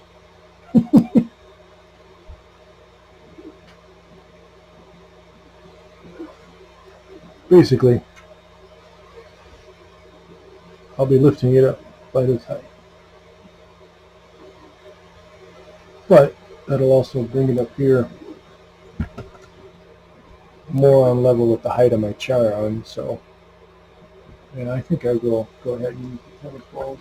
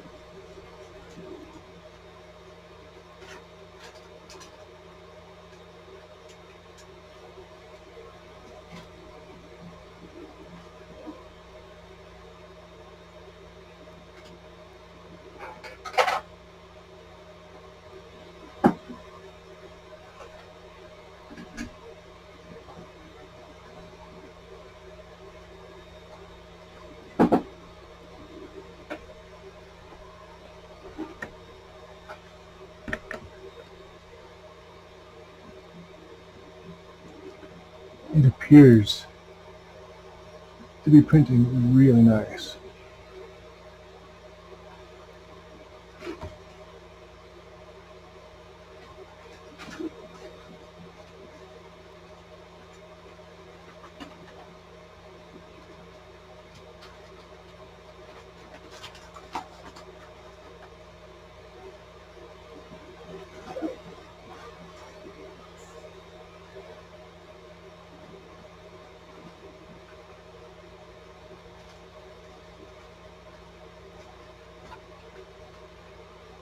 While that's printing, we're at 55%.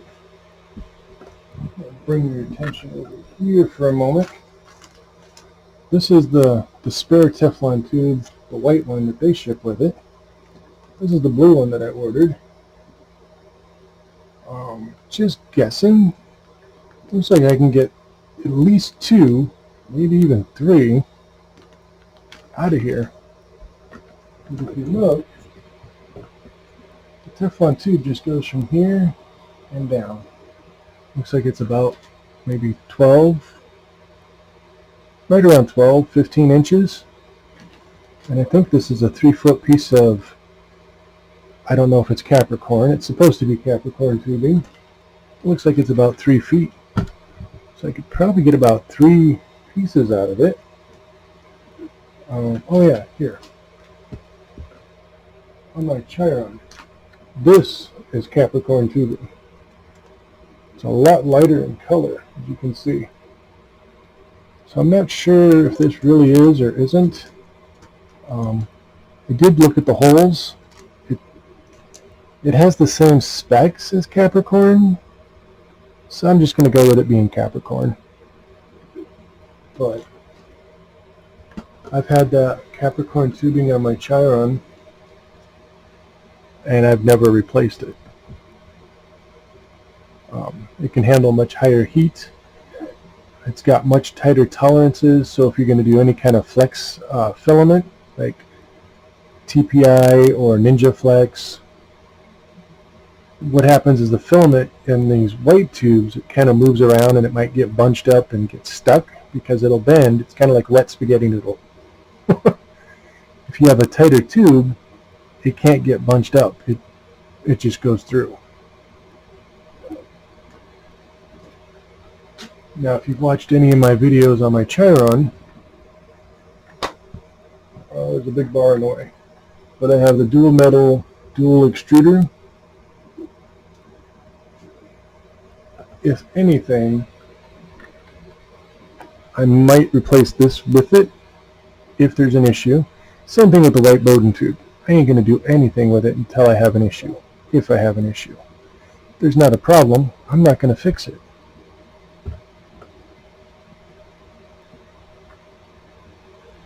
But other than tightening up the carriage, I think that was the only thing I did, honestly. And that could have loosened up in shipping. They may have left it loose so it didn't get damaged during shipping. I don't know. One thing I do see is this is going to be a nice big dust collector. But is what it is. Now there is a, obviously there's the Facebook group, the Creality CR-6 SE group, the official one, and then the owner's one. There are a lot of files out there, so you can get like the carriage covers, the motor covers. I didn't see anywhere on there that he was asking for any kind of patronage in any way, but I think he did post them on Thingiverse, and I do apologize, I can't remember his name. But if you can and you're in a place where you can, definitely tip the designer. It's always nice to get reciprocated for prints and designs you do that people are using, and from what I saw of those prints, people are going to be using them. He's got one that does the motor cover so it looks a little nicer. Plus I can do it in blue filament so it'll match my theme. The motor covers, like I said. can't do as much blue on here as I thought. I was thinking like on here, but these don't have the extruded holes. Jump back over my Chiron, because it's got the same kind of, it's the 40 millimeter wide, but it had the dual channels. This one they never cut them out. They just did the outer and the inner. So that's not really an option there. I can definitely do it down here on the bottoms on both sides. Definitely on the back right side, because it covers the wiring that goes to the switch. So you definitely need to have something there so you don't have stuff falling down in it.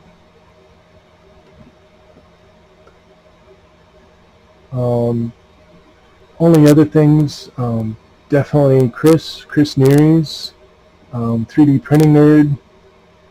Those are the two main ones as far as reviewers go. Definitely Chris Neary's is the one I watch the most. He's kind of, he does it at home, does it on the table. He's got, Ender, and and hopefully Ender's doing good, better after his little medical issues, but he does it more real life, like what you or I are going to do at home. 3D Printing Nerd, he's definitely set up in a stage is what I would call it. He's, got it all set up. It's like perfect.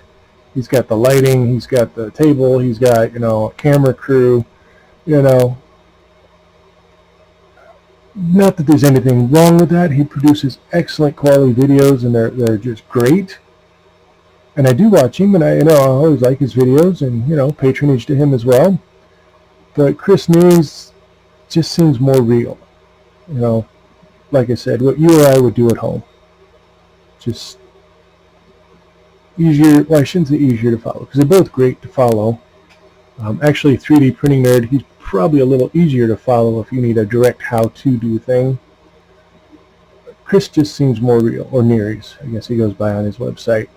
Definitely look them both up, though. They're both linked on the Kickstarter website.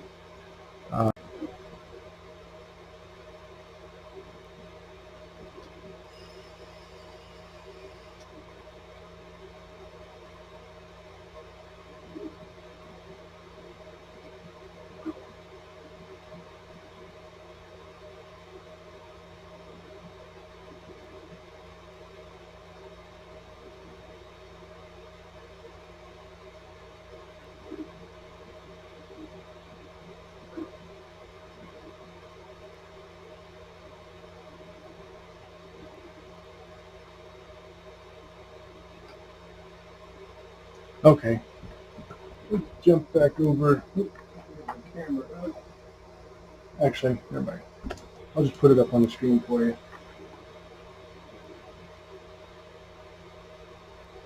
Hold on a second.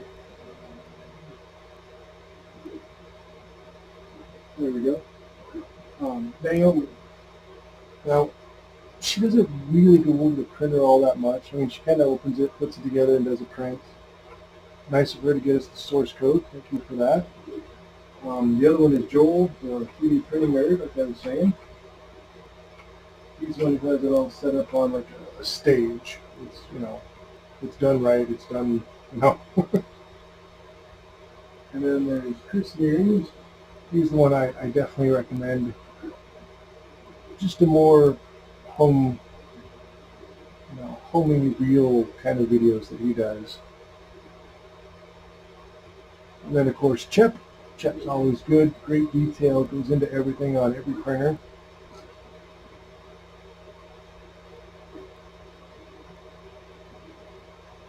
I don't really know tweakers. The other one is Teaching Tech. And I honestly forgot he'd done a video on the CR-6 SE.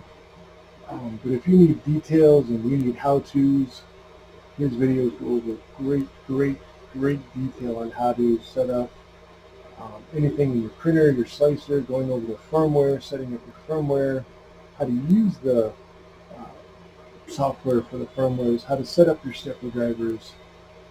Great detail on his page. Excellent. And definitely all of them, if you grab any of their prints, or if you watch the YouTubes, if you can, at least give them a like or a subscribe.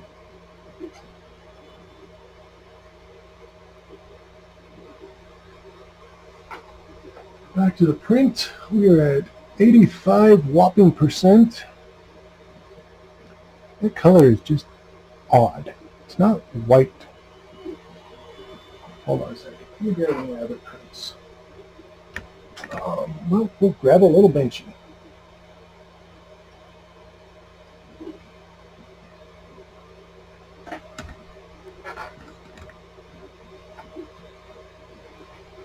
Well, hold on. There we go. That is white. I don't know what this thing's printing, but it's not white. It's an off-white. No, this is not your typical benchy. Like all my other videos, white does not show up good on my camera. Let's see on the black if it does. Nope.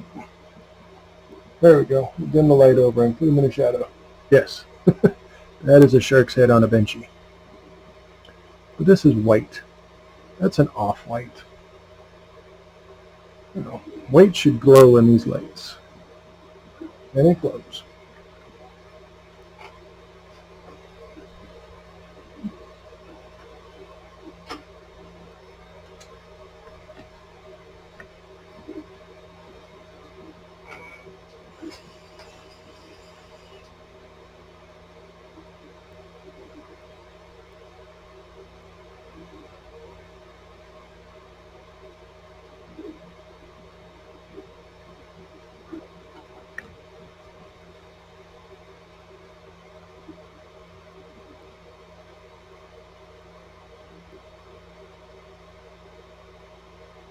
A couple of things I want to check is I changed the start and end G codes. I want to make sure that it lifts up and then homes after it's done printing. The fan, I don't know why that doesn't shut down. I think it will with this G code. I think before I just did a preheat prepare, so it never got told to turn the fan off. But this slice does tell it to turn the fan off. This G code. 92%.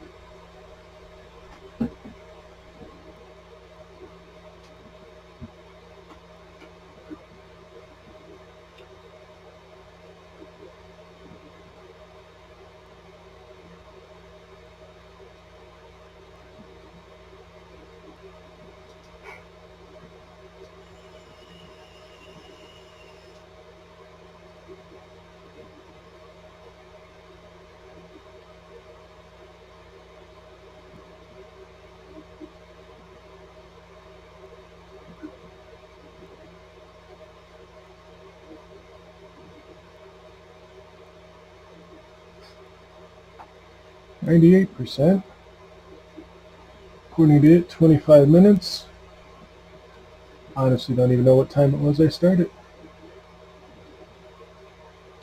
Thermistor temps, hotbed never moved.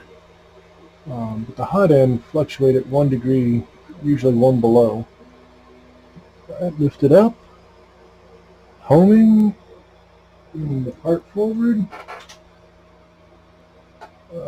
taking the part back,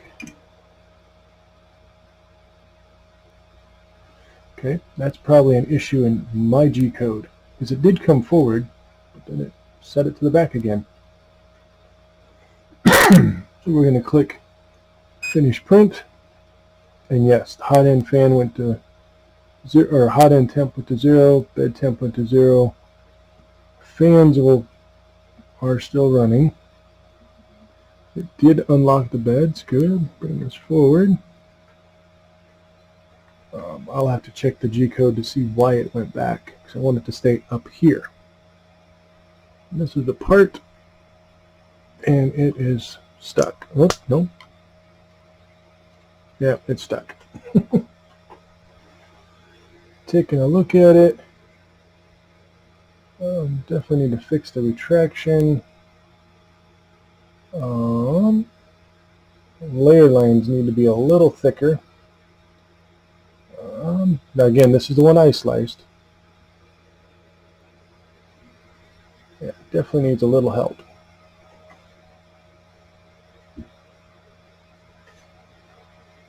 I'm just going to try and see if I can scrape that test line off. Yep, that came off pretty easy.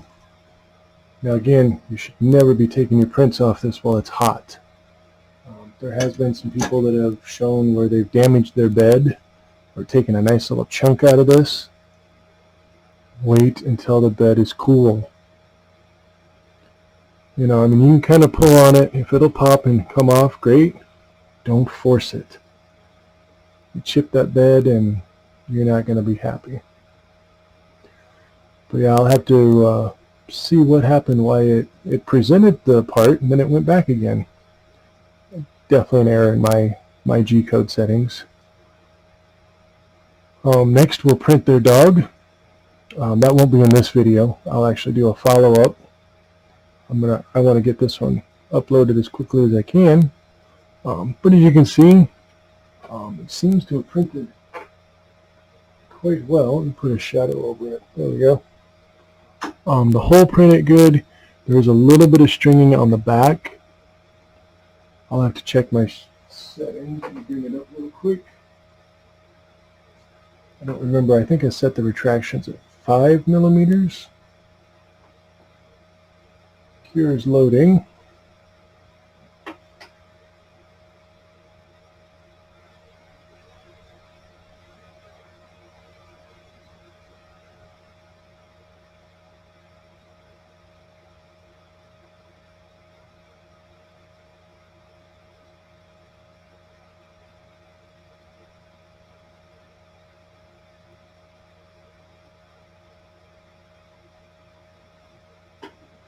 Yeah, so for this print, I have the retraction set at 5 millimeters and 45 millimeters per second.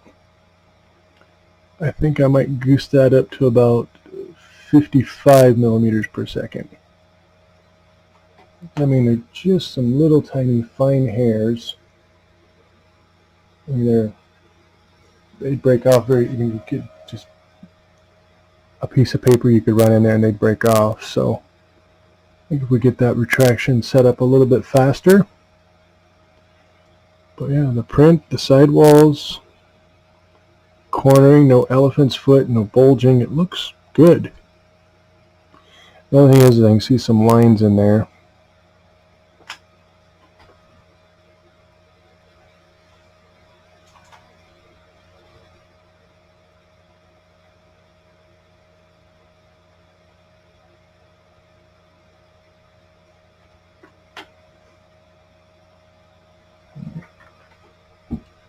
I can raise you up.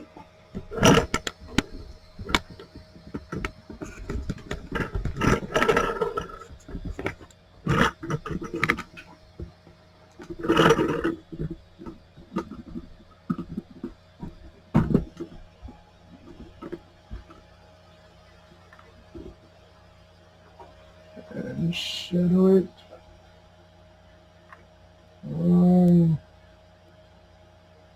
You'll have to wait till I get it off. There's definitely some lines showing. Not perfect. Again, this is my slice. I didn't really exactly have the settings. It's the very first one. Other than infill, I was hoping you could see it even there. Just need to increase the line width just a smidge. Bed temp's only down to 45. Fan is still running even though the temp is down to 34. You can see that over here.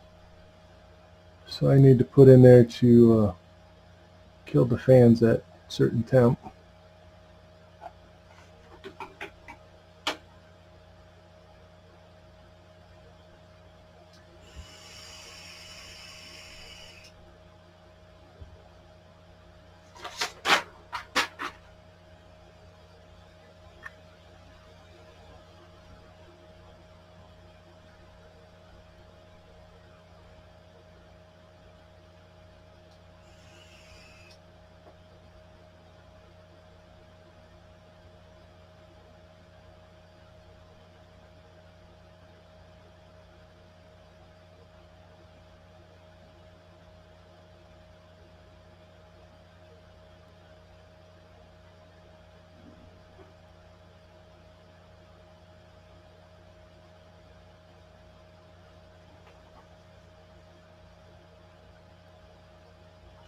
Yeah, so I'll have to put in there a code M106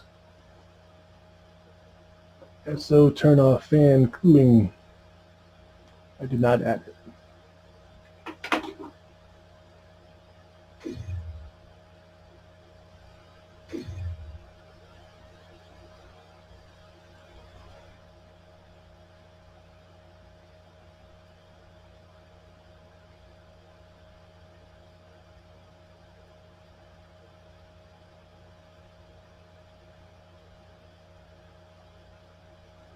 So while we're waiting for it to cool, you can see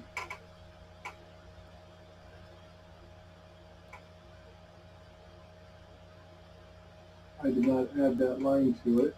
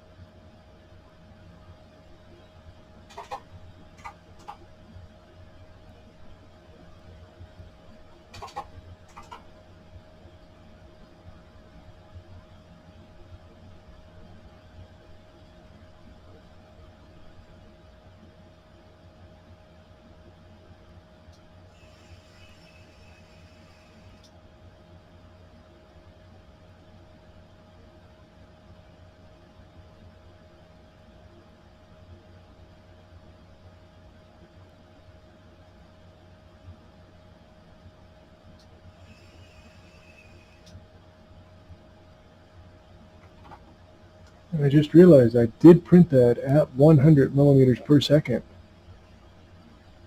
Damn, that fucker's stuck.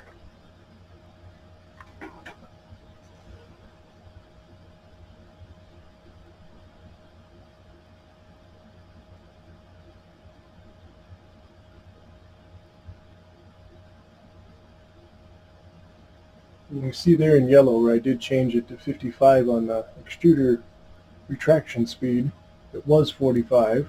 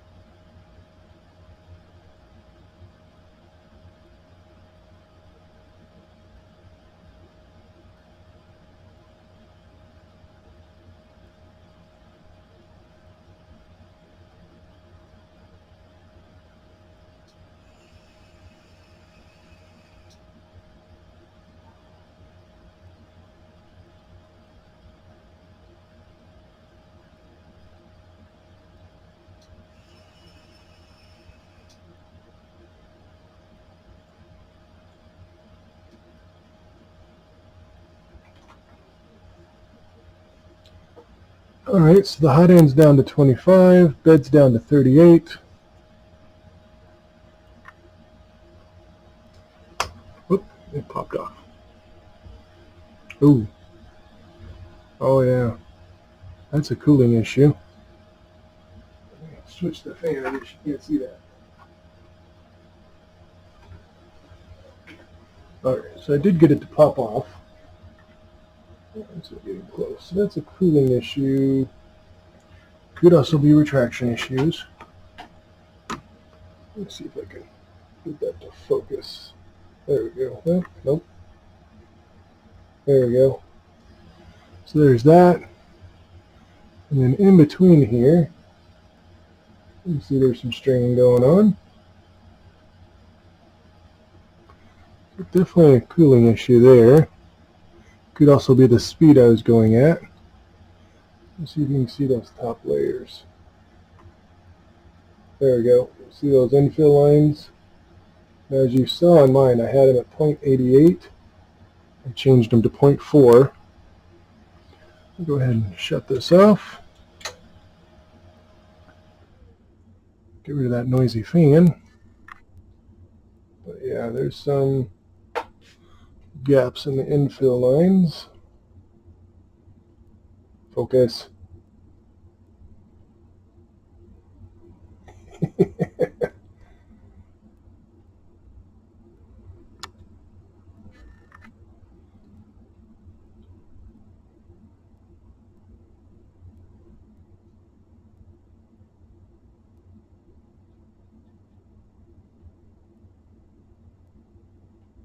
Well, there we go. Yeah, there's definitely some lines. So I smushed them a little closer. And then definitely a cooling issue, but I think that was more my fault than the printer's fault. Go ahead and clean that off.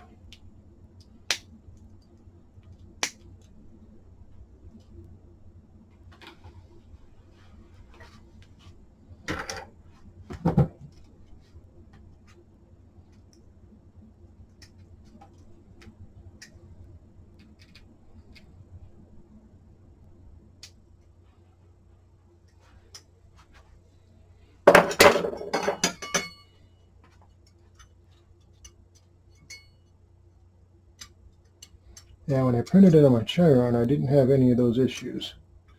So it's definitely a setting.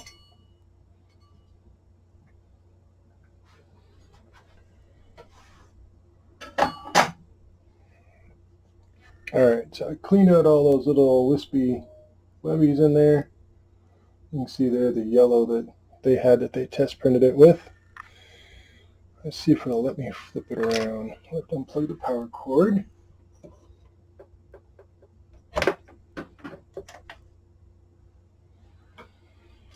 Filament should be okay. I'm going to move you back a little bit to start with.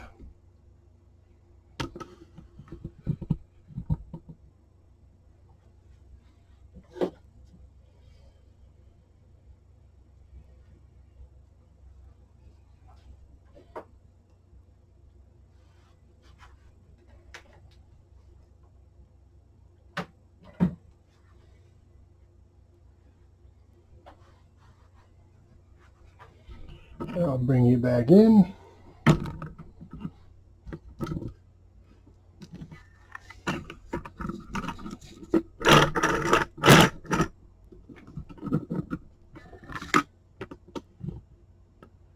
The spot we're talking about is right here.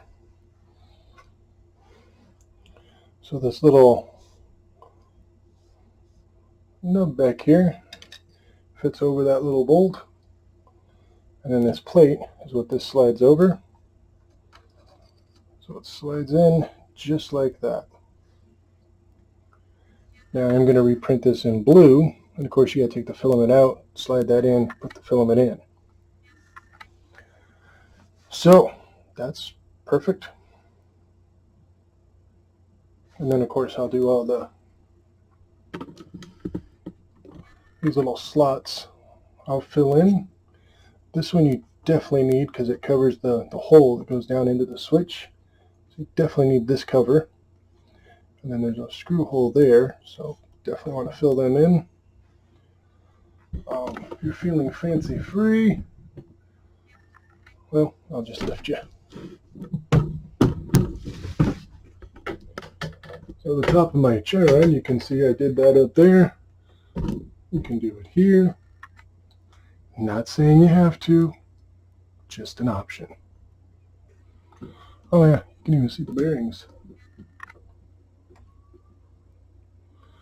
And those don't move, they are solid. On the Chiron, and let's see, can I get you back there?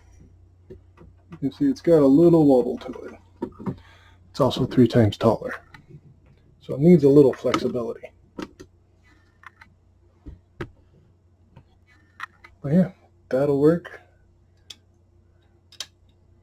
I guess that just kind of floats in the breeze that little bit.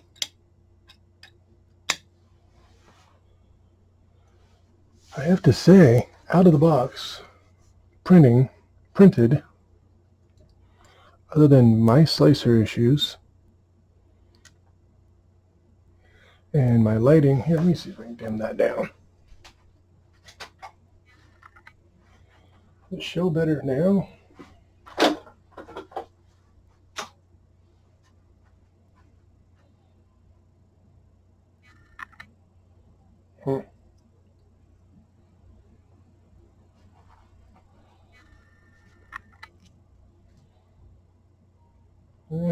Kind of.